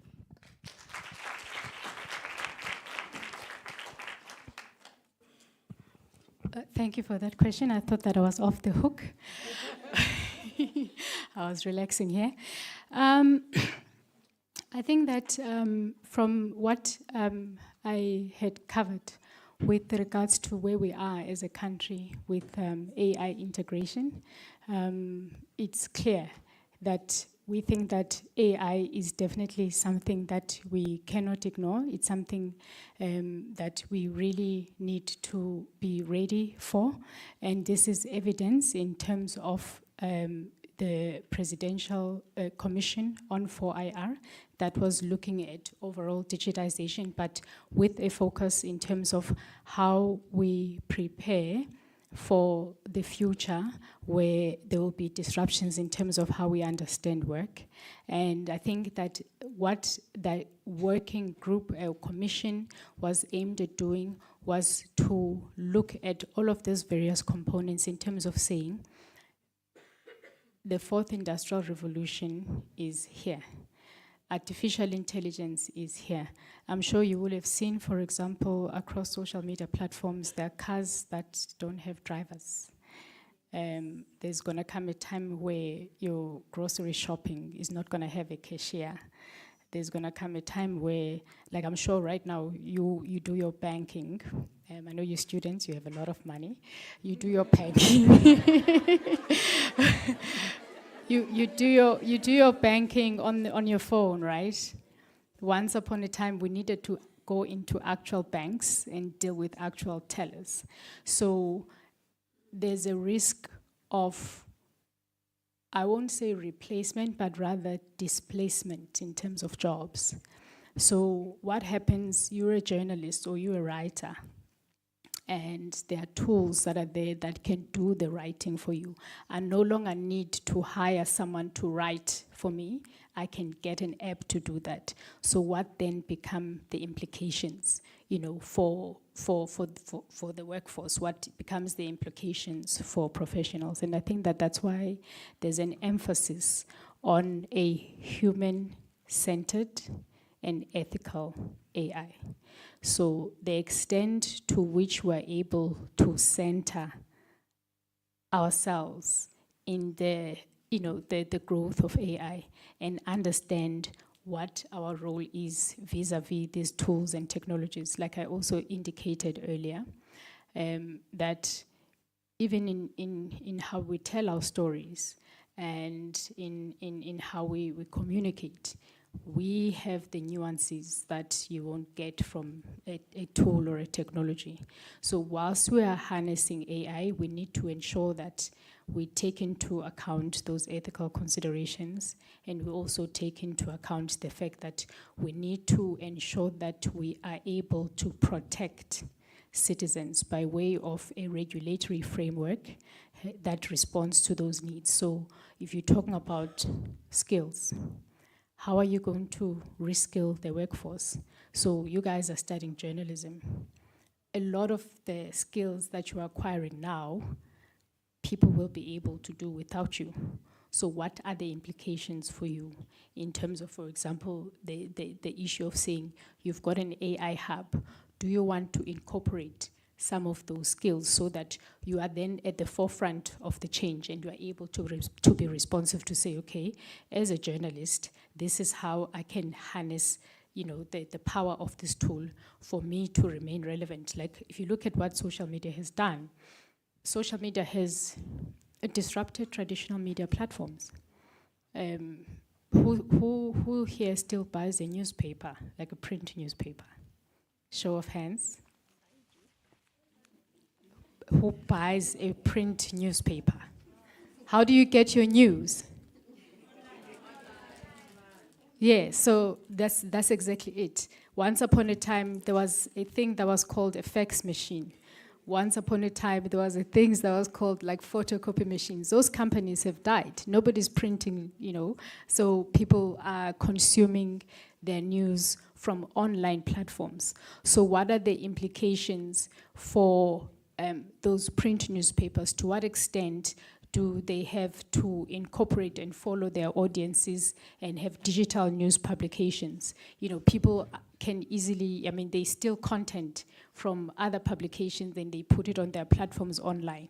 So I think that as a country, we are off to a good start in terms of the fact that we already have a framework that has been developed as part of the recommendations emanating from that commission. So, but that framework needs to go through a public consultation process. And you need to participate. You need to then shape it in terms of what it becomes and what strategy we have as a country. Obviously within the context of the fact that we also have a continental strategy. But the public consultation is to ensure that, you know, all of the concerns that we have, you know, all of the needs that we have, we're able to ensure that these find expression in terms of what ultimately becomes a country strategy on AI. I'm not sure if I've covered your question, and please remind me of the next question.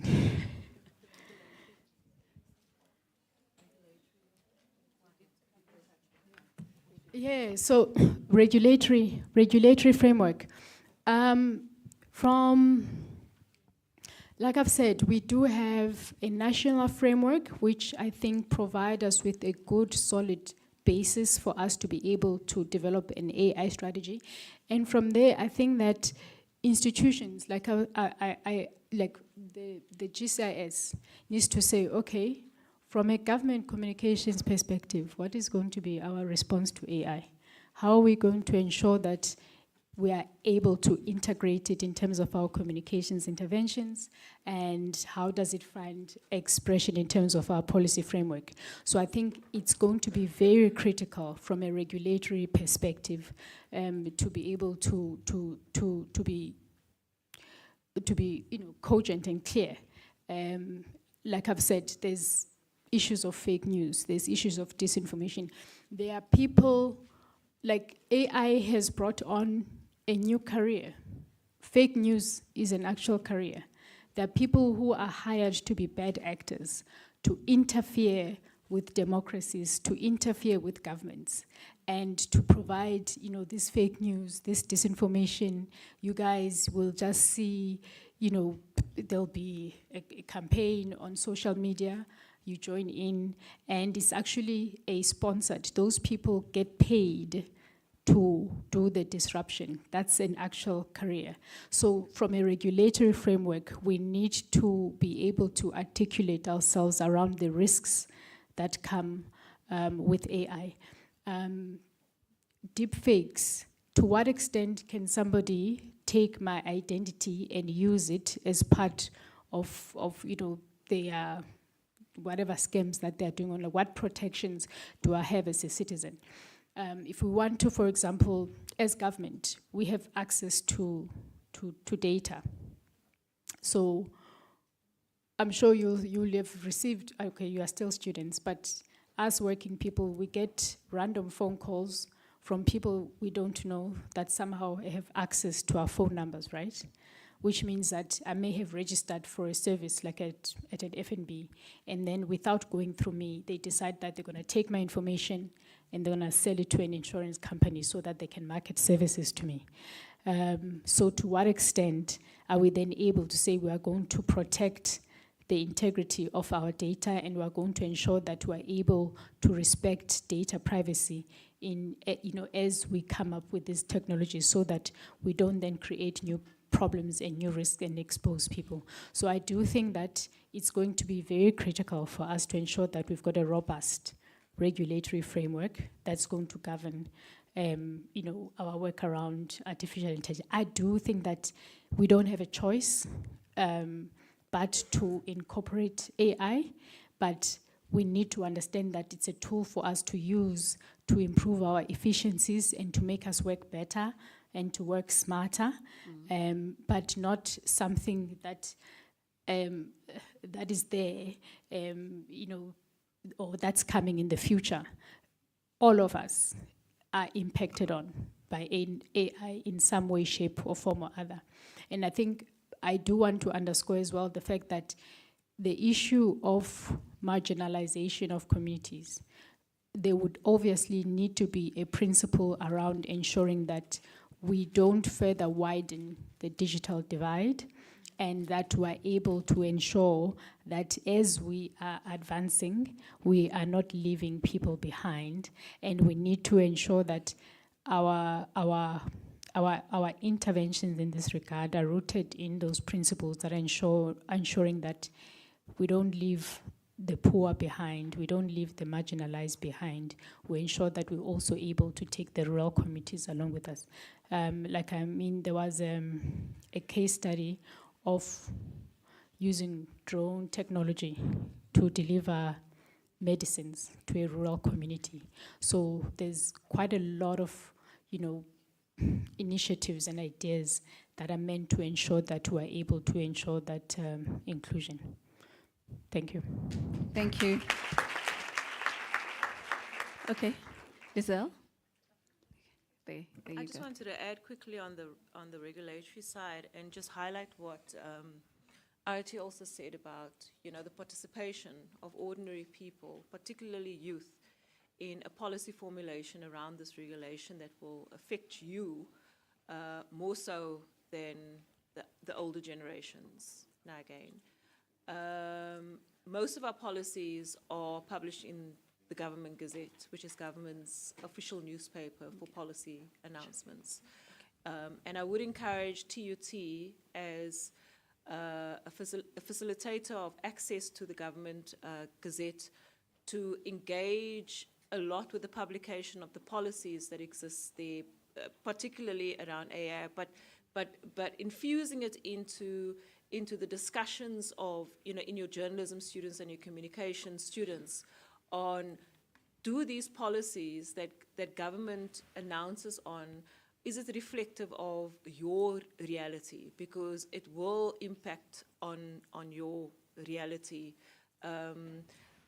And I think that is one of the biggest things why I decided to switch from journalism to government communication, was realizing how much of an impact government policy has in shaping the future reality of citizens in this country. And if it must be truly reflective, it needs to have your voice and your participation in the policy. And you must never feel that there is a barrier of you saying, if there's public hearings on a specific policy, and when this AI framework actually comes and is published in the Government Gazette, that just because you are a student at TUT, you cannot have your say. Write to government, write to parliament, and have your say on these kinds of policies that's actually going to reshape your reality. It's much easier at the beginning of the process to hear how the needs of South Africans are reflected in a policy. And there are mechanisms in place for that. There's a secondary thing that I wanted to talk about is in a policy, besides enabling that environment to give effect to a certain policy, and it boils down to your question that you asked, there also needs to be a question on recourse. Now, as I understand, we should be asking the question of, we've got all these ombudsmen, press ombudsman, this ombudsman. Is it time for us to discuss whether or not we should have an online ombudsman? Or if there is a discussion around that already in government about an online ombudsman, so that there is some form of recourse for people who have their dignity stepped on, to balance the freedom of expression, which is, obviously not absolute. If it infringes on somebody else's right to dignity, what kind of recourse mechanism do we put in place for AI and the online space and the digital space? Is it time for us to start talking whether or not there is going to be relevance for an online ombudsman, and push for that regulatory framework to include an online or some form of ombudsman, so that people who are genuinely hurt by these deepfake creations or AI creations have got some form of recourse. Thank you.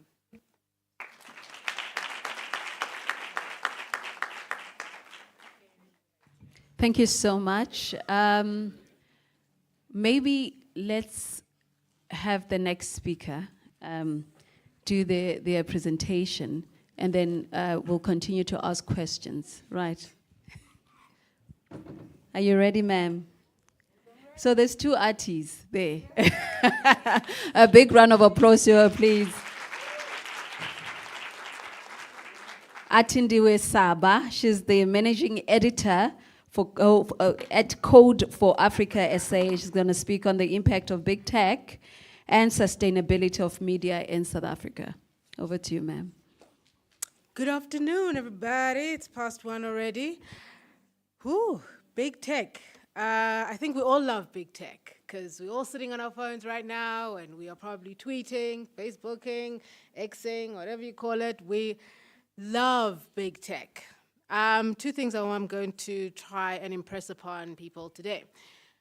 How excited we should be about artificial intelligence, but also how we need to be quite circumspect about big tech and how we engage with big tech. Okay, so the media industry that most people in this room are in or wanting to get in has gone through three main transformative periods. The first one was the internet.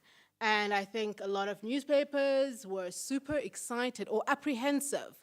Some of them were excited, and one of them was a publication I used to work at the Mail and Guardian, one of the first websites to kind of take advantage of the internet transformation. Cool. That was fine. Everyone started to get on board, and that seemed to get the industry more tech-focused, right? And we thought that was it. Then came social media. With social media, things changed. And what the media industry did was to sit back and let big tech decide for us how they are going to communicate to the masses on our behalf.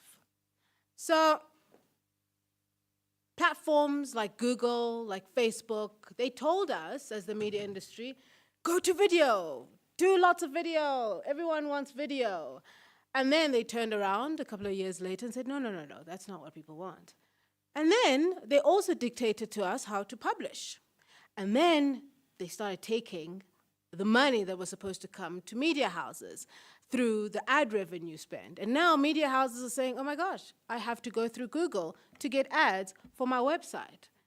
And then more people started using social media platforms, therefore not going to buy the newspapers. The question that was asked, who still buys newspapers? Because there was that shift, and we let big tech do that. Big tech, we need to understand, and we need to do our own deep dives in this. Don't just take my word for it. Big tech decided that the media was no longer important, decided to take all of the information that journalists like myself were creating and build their big empires. You need to understand that big tech is only big tech because of the information that we generate. Do we understand that? Right now, Facebook is going to feed its large language model, which is GPT. Well, no, like GPT, it's got its own large language model. It's going to be feeding its language model based on your information that you have given them. That large language model is going to make Meta, not Facebook, Meta is the big company, is going to make Meta a hell of a lot of money. And yet, it still doesn't really care about women or women who look like you on their platforms. They've cut down on moderation. Women are consistently abused on their platforms. They don't even care about our languages on top of that. So we need to have a very clear sense of our relationship with big tech. Then came the third technological shift, which is what we're trying to grapple with here. We throw around this AI thing all the time. Oh my God, AI this, AI this. What we're currently dealing with right now is generative AI. It's predictive AI. Generative, as it was explained a little bit earlier on, what that is. It's all about generating content. How does it generate that content? Large language models are built on your information that you have given these big tech companies. And a lot of that information does not reflect our lived experiences, does not reflect our languages, our nuances. So let's think very clearly about this generative AI that we use so often. I don't even want to think for ourselves, especially when it comes to context of Africans, Black women in South Africa. Past generative AI, the reason why I make the distinction of generative AI and artificial intelligence, because it's quite important, because AI has been around for what, 50 plus years? It's just that we have never understood how we are engaging with it or how it is actually in our spaces. But where I want to go with this is my excitement part about artificial intelligence. And even though we're only getting excited now about generative AI, it's been there. A lot of the work that my team does, and I briefly mentioned something about disinformation earlier and Africa and da-da-da, probably a lot of people are just like, what is this?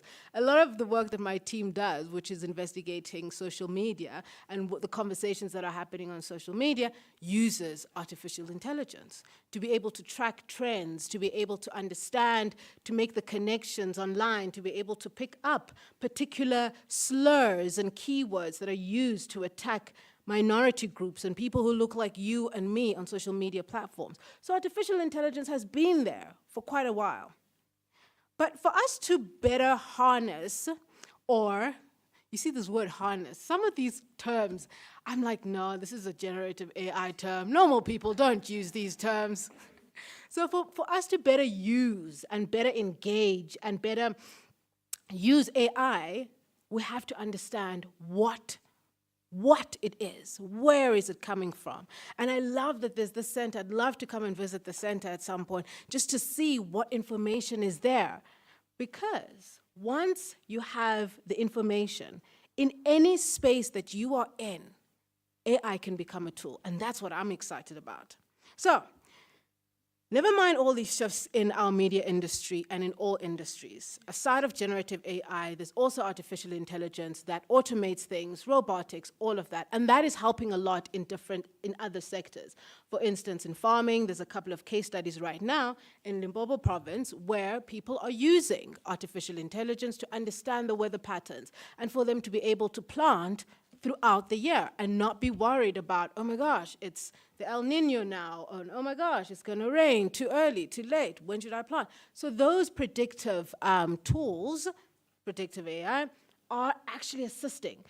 When we're talking about health, where you want to build a robot that can actually quickly scan for particular basic symptoms, that's artificial intelligence coming in. So there's artificial intelligence in so many of the other industries as well. It's just that in our industry, we use a lot of it for generative. And how then do we start thinking about, in our industry, in the media industry, in the information industry, in the civic tech industry, how then do we start thinking about how do we use AI for the sustainability of small newspapers, for the sustainability of small publication? How do we start using AI for that? Now, people have mentioned that AI is an actual tool, and that's how we need to be engaging with it. It's not this all-encompassing void of nothingness that will take all of our jobs and that will leave us just stuck on our phones. It's a tool, just like any of the other technological advances that have happened. But it's a tool that allows us to do things so much faster and with a lot more precision we've seen these days. So, a couple of things need to happen before we're able to use this tool for us to change our sector or our different environments. We have to have a very clear understanding of it. What's the basis of it? Where does it get this information? Is it information that reflects my society? Is it information that reflects Africa? Does it understand my language? You have to interrogate it. Do you know who created GPT? Do you know how much money GPT makes? Do you know the people that did create GPT? Do you know if they're involved in any other companies that could be, I don't know, part of the Sudan war? Maybe you care about the Sudan war. Are you critical about the tools that you are using? Be critical. Find out this information. See if there are alternatives out there. Because if you don't know what you're using, you will get lost in it. And they will keep taking information whilst they bring nothing back into these communities. So that's the first thing. Then you need to think about the problems in your community. What is an issue? Not even in your community, maybe in your industry, maybe in your classroom. Because what will drive the growth in our economy, in our country, on our continent, is the innovation that needs to happen. There's always problems. And then, how does AI assist in us solving those problems? So one of the tools that my team has created was to begin seeing how images are generated, which kind of tool actually has generated these images, and if there are deep fakes. So we're using the same AI that's creating these deep fakes to actually flag that these are deep fakes. Some of the tools that we've been thinking around is to assist journalists just coming up with story ideas through data. Some of the tools that young people in Kenya have come up with is how for communities in rural areas that have no access to Wi-Fi or data, how those rural communities can still engage with AI. How do we make AI offline? And how do they talk in their own languages? There's solutions like Masakane Lelapa AI that are using publicly available databases. I heard a couple of people speaking about linguistics, language.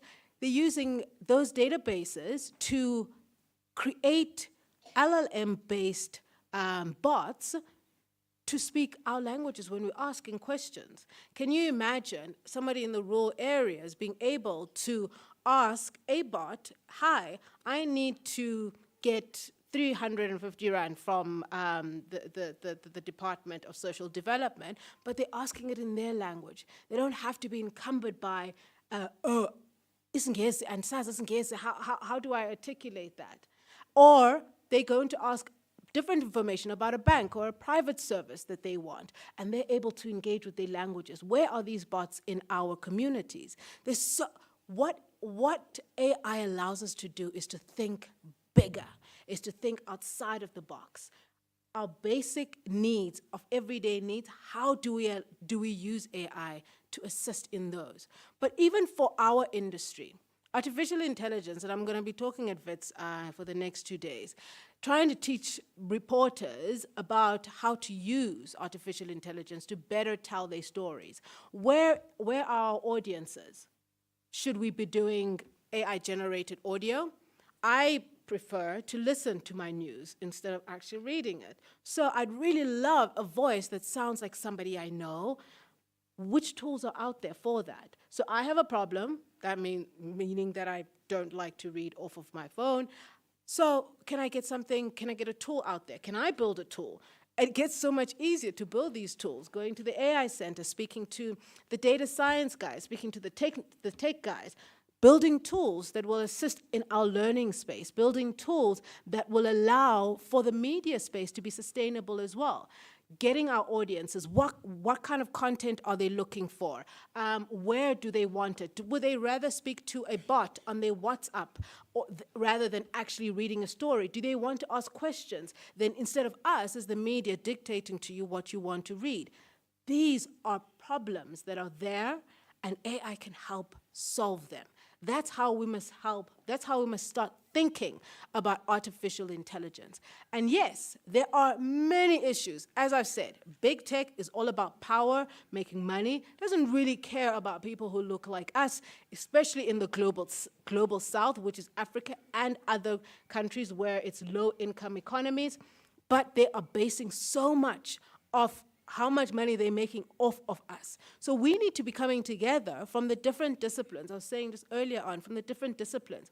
Can you imagine if somebody from the journalism discipline got together with a data science discipline, what magic could happen there to solve a particular problem, create a particular application or a tool or a way to think about a systemic issue.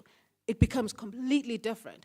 And what artificial intelligence will allow us better to do is to make those connections, is to build solutions that are all-encompassing and less divided into silos. So my thing is that I'm super excited about artificial intelligence. I'm working with teams that are trying to come up with ideas, that are building ideas, whether it's communities that have civil society that has a particular concern or a particular problem, and then talking to a think tank to say, you guys should be able to build this. This is what these people want. This is what the user experience needs to be. Should it be on their phone? Should it be in a portal? What are the kind of dynamics? So AI can allow us to think so much broader. And that's what I want to leave here with today. Not a fear that it's going to take your job. It probably will. However, now if we are engaging with artificial intelligence, what kind of job could the future look like? What kind of, the job you want to do, what is it going to look like in the future? Think about that. Think about red and pink ponies riding in the streets. That's the level at which we should be going at, because then it allows us to land on the clouds, which is a much softer place than not being able to engage in your economy, in your country. I thank you.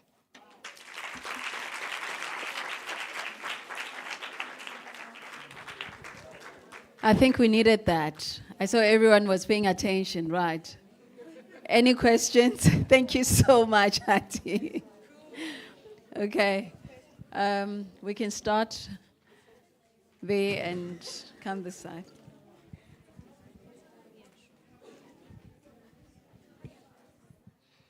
Good day, everyone. My name is Felicity Makafola. I am studying integrated communications. I'm doing my second year, and I'm currently also serving as an academic mentor. So my first question is directed to Me Atandiwe.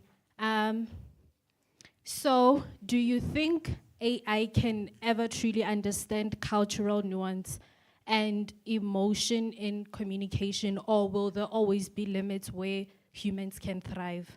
And the second question directed to Me Lizo.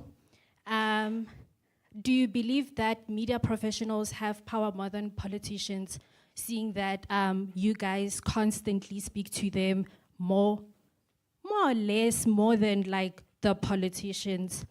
And my last question is directed to Me Ati. What's one thing you wish more young women in communication understood about navigating spaces that are still male-dominated?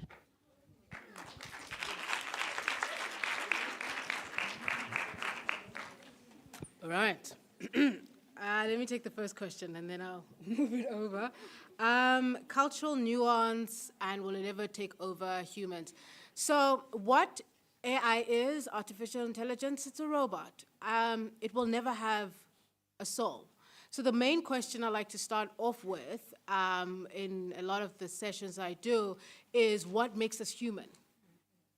If you think about the things that make us human, you cannot build those into any robot, no matter how many times you teach it or you pump it with information about be nice, speak assertively, da-da-da. And you can see, if you chat to GPT, it's like your friend. You can program it to be your friend and be sweet and therapist, everything you need. But it will never have a soul.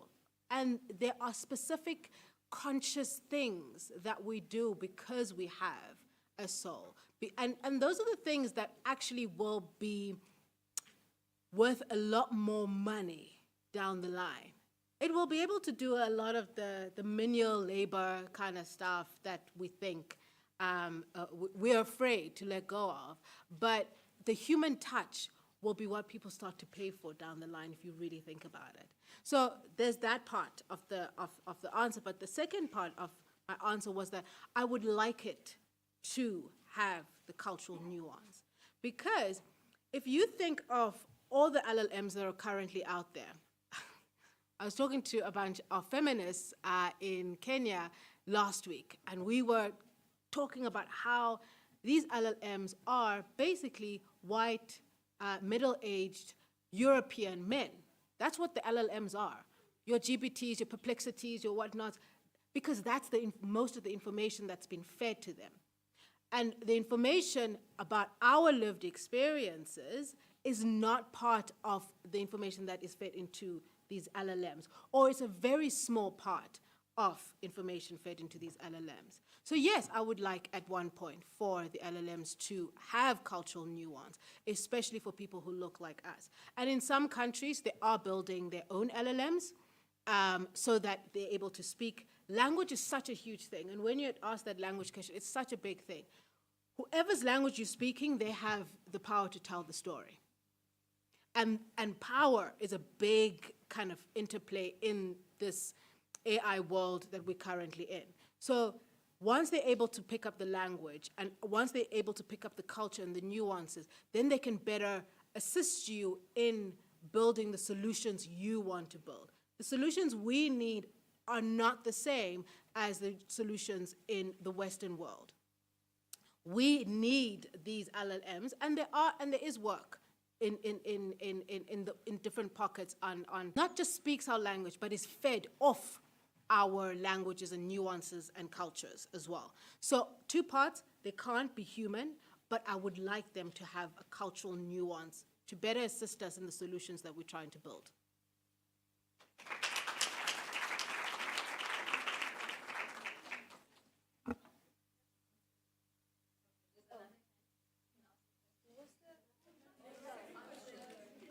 There was a second question. What was the second question? Lisa, yeah. Media versus politicians. When it comes down to media, particularly media in South Africa, I think we need to understand it from a historical point of view, then from a systematic point of view, a structural point of view. When you talk about power, you're talking about influence, and there's no doubt that the media do have influence. I mean, it's communication is a science. So there's no way that you can say that they do not have influence. But what you can say, especially in this current environment where you have got access to a variety of sources of information, is that the level of influence the media will have depends on your receiver's level of education, their background, if they go and test that information.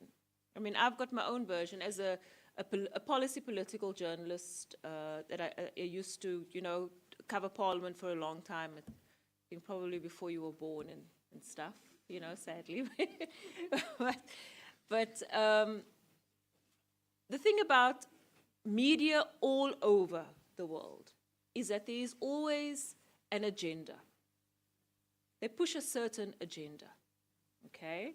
And you as their reporters are being used as a tool for that particular agenda. That is fact. And the sooner you realize that, and I mean, it can be controversial what I'm saying, that, that free, fair journalism, that is actually a myth that they are propelling. And I'll tell you why it's a myth. Freedom of expression, yes, they can express, but they're expressing it according to a certain editorial line that has been sanctioned by board members, by media owners that serve a certain constituency and need of a constituency, now again, or a certain readership. And South Africa's constitution allows for that. It allows for different media or voices of expression, whether it's through a media house, whether it's through a community media, whether it allows that kind of democracy, participatory democracy, allows for those kinds of voices, whether you agree with it or not.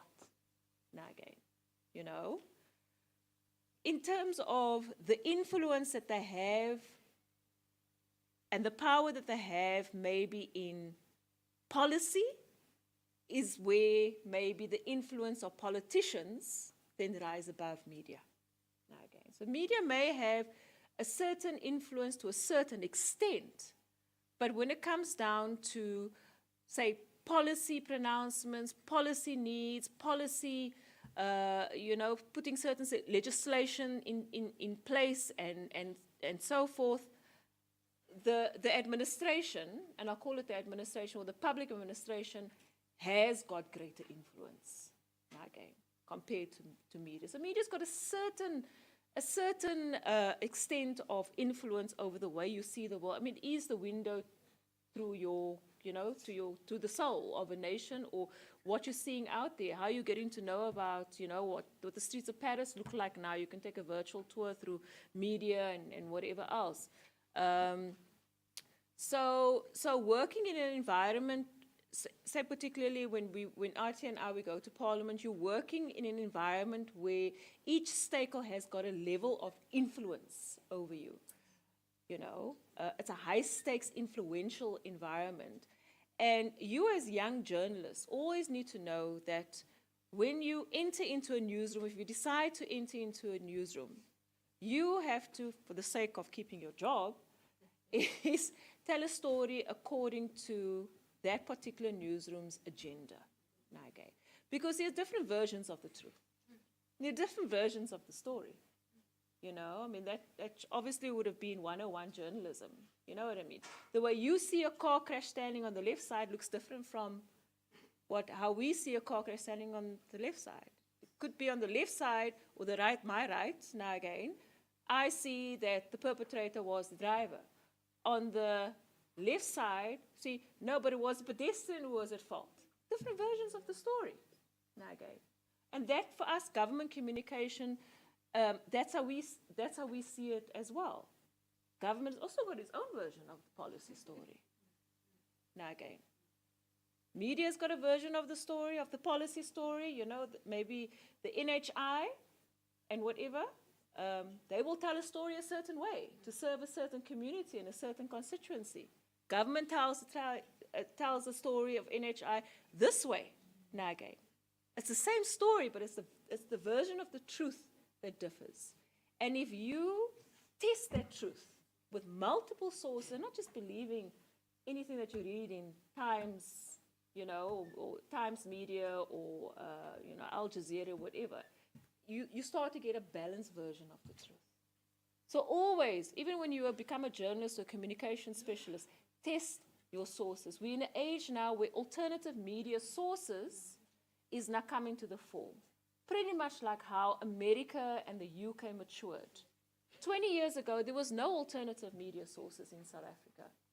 Okay. There was just ENCA, SABC, and you have your radio station and so forth. Now online has made sure that there's alternative sources of media. Now again, you get this lady's blog, her blog, you know, alternative sources of information. And then you will start to form your own critical version of the truth, basically. So it just depends on the influence scale, the receiver's extension of knowledge, and whether or not the receiver, you as the recipient of the information, wants to test the information. And I would encourage you, test every single information, whether it's a government source, a media source, online, test it with different sources of the same story, and you'll start to form your own truth around the story. Yeah. Thank you so much, Lizelle. There was also a question for Artie. We're going to take one more question, and then we wrap up. Right. Artie, would you like to respond? But I think in her deliberations, she did touch on it a number of times. Yes. And but let me just allow you just, a minute or so. I think everybody wants to break for lunch now. Yeah.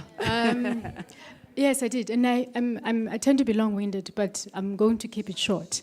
In terms of the advice that I can give to young women in the media space, but also just as professionals, I think that the most important thing that I can say is that you need to believe in yourself, and you need to believe in the set of skills and the person that you are, that you bring to the table. Don't allow yourself to be told that you do not belong, or there are spaces that you do not belong to. I mean, there are people who have got, that thing that's saying that says you need to have double the skills to get half the recognition. There are people who have got, the other gender. They come into a room with the biggest confidence, only to realize that they actually have less to offer. So I think as young women, we tend to minimize ourselves, and I think that it's important for us to be able to appreciate the fact that we actually do have a lot to offer. Yes, it may be different. We're a diverse nation, and it's important to not undermine yourself or play down, the person that you are and what you bring to the table in terms of your skills offering and in your profession. And how you do that, for me, is that you strive to become the best at what you do. When you are good at what you do, and when you are, expert. I mean, no one is an expert. I don't consider myself an expert in social media. I consider myself a student. I'm learning. It's a developing technology, but I strive to constantly improve my knowledge and to innovate and to try different things and to experiment, and that's how I gain knowledge. So how you build confidence in yourself is to have something to do something that you love and to have something that you're good at, and you keep improving, and I think that will give you the confidence that you need. The other thing that matters is that you need to identify women in the workplace and even outside of your chosen profession that inspire you, that you look up to, that you like, and you need to reach out to them and speak to them. A lot of my opportunities, growth opportunities in my career have come from other women and not necessarily men. So you need to build strategic relationships, you need to network, you need to put yourself out there, you need to know who is doing what and what you can learn from them. There's a wealth of knowledge that you can get from women who have got experience. And who are able to share that knowledge for free. Like I feel like if I had time, I would love to sit with young people and talk to them about my life, my career, what the challenges have been, and so I think you need to make sure that you reach out to women who are more experienced than you, who may be in the field that you'd like to grow into, and actually build relationships with them. And that's how you build your network. And I cannot, emphasize the importance of having a network. The opportunities that come, you never know where your opportunities are going to come from. That's why I'm saying put yourself out there all the time. And then the last thing, representation matters. Liesl made reference to the fact that in a newsroom, you will have an editorial imperative. But you need to ask yourself as a young black woman, what then becomes my responsibility to the people that look like me as I go about my work? And I think that it's important to always understand that you need to strike that balance. If you are in a media space, as black women, I'm not young, but as black women, we want to see representation. I want to see somebody that looks like me. I want to hear from somebody who comes from my community. I want to hear how they beat the odds. And I think that it's important, for you to always, at the back of your mind, remember that as you have people that you look up to, there are people that look up to you as well. And question yourself about what then your responsibility becomes in that space in terms of ensuring that representation. Thanks. Thank you so much. Actually, that brings us to the end of the panel discussion. Oh, man.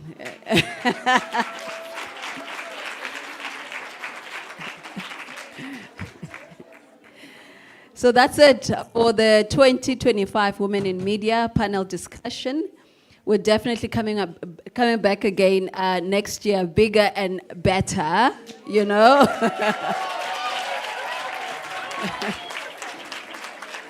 And I would like now to invite Tsegofaso Mudubu. I butcher his name all the time. But anyway, it's revenge because people can't say Chisikawe. That's my surname. But anyway, yeah, so she's going to do the vote of thanks and closing remarks. But before, you know, I hand over to her, to the panelists, thank you. You've been brilliant. We learned so much today, eh? They've been amazing. But you as well as the audience, you've been amazing. So thank you so much to all of you. Over to you, ma'am. I'll do it from here. Mine is to thank Tshwane University of Technology. When we came here 5-6 years ago and pitched this idea, we didn't know that, you know, this would become almost like a legacy project. And I just want to thank your commitment and for sharing the responsibility with us. And to the students, I just want to thank you for your diligence, your commitment, being attentive. I mean, I was surprised that you didn't even want the conversation to end. So I really appreciate your interest in this, because this platform is created for you. And we hope that in the next 5 years, we'll be going, oh, we are on cohort 12, you know, of the women in media. And we would like to see some of you sitting here, actually, you know. And I think that's what you must aspire for with this project. I just want to thank all the panelists. You've been amazing. We reached out. No one said, what's the fee? You know, you all came. You gave your time, you gave your expertise, and I know that you're going to keep paying it forward. So I just want to thank all of you, your organizations, institutions that you're affiliated with, and the great work that we're doing just to improve and change the landscape of how young women in our industry think. There's a study that just came out by one of the colleagues, and it's around why South African women leave the newsroom. And I would encourage every single one of you, particularly the students, to read that and reverse so that we see a report that says, why are women staying in the newsroom or they're staying in communications? We also have our own challenges. Myself, Ati, you know, there are few female spokespersons. We need to change that. That's our challenge, I think. So yeah, I'll stop there. And I just wanted to make one last input on a question of how do we get into the public service? What are the practical steps? I want to encourage the students to use the work integrated learning platform to say, I want to go to GCIS, or I want to go to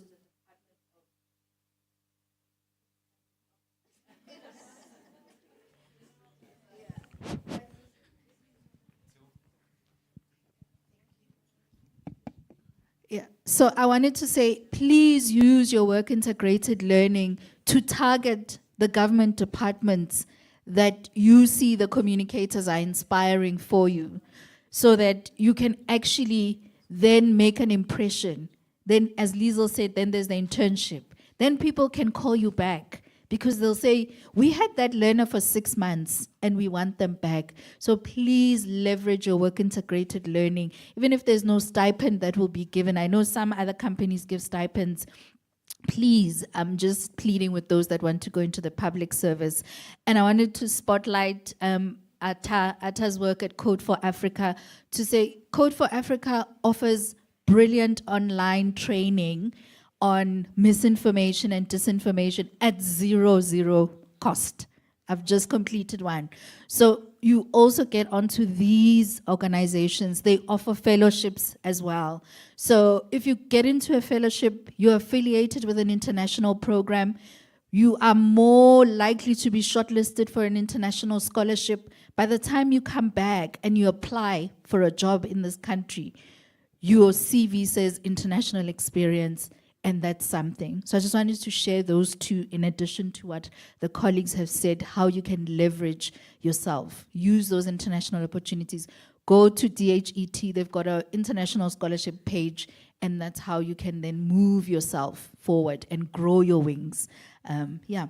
So with that said, thank you very much. Thank you, everyone. We're going to present the gifts. Thank you. Can we have a photo? A family photo? Yes.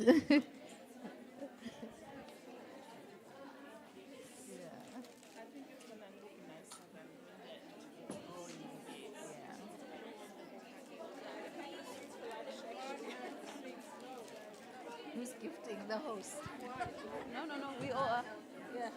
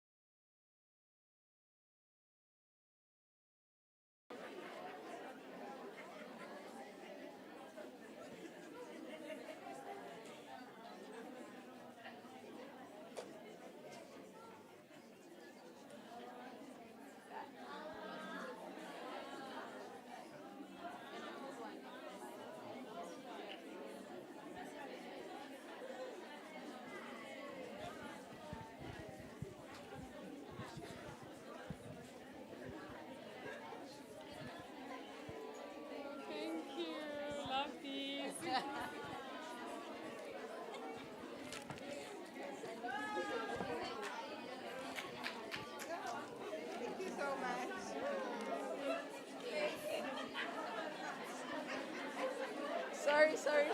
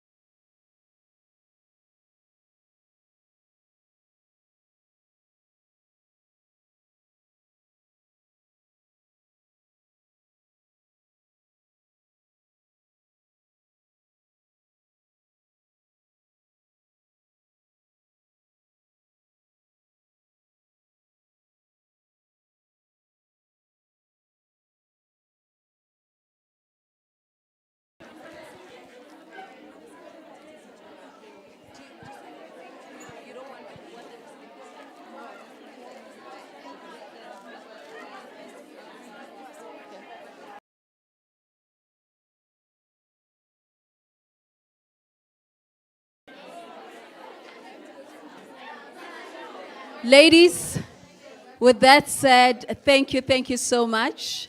You guys have been brilliant. We're serving lunch. A big round of applause to you. Yes. So please, you can use the exit door just behind you so that you go, serve your lunch downstairs. And we take it from there. And we allow the panelists to use this entrance here.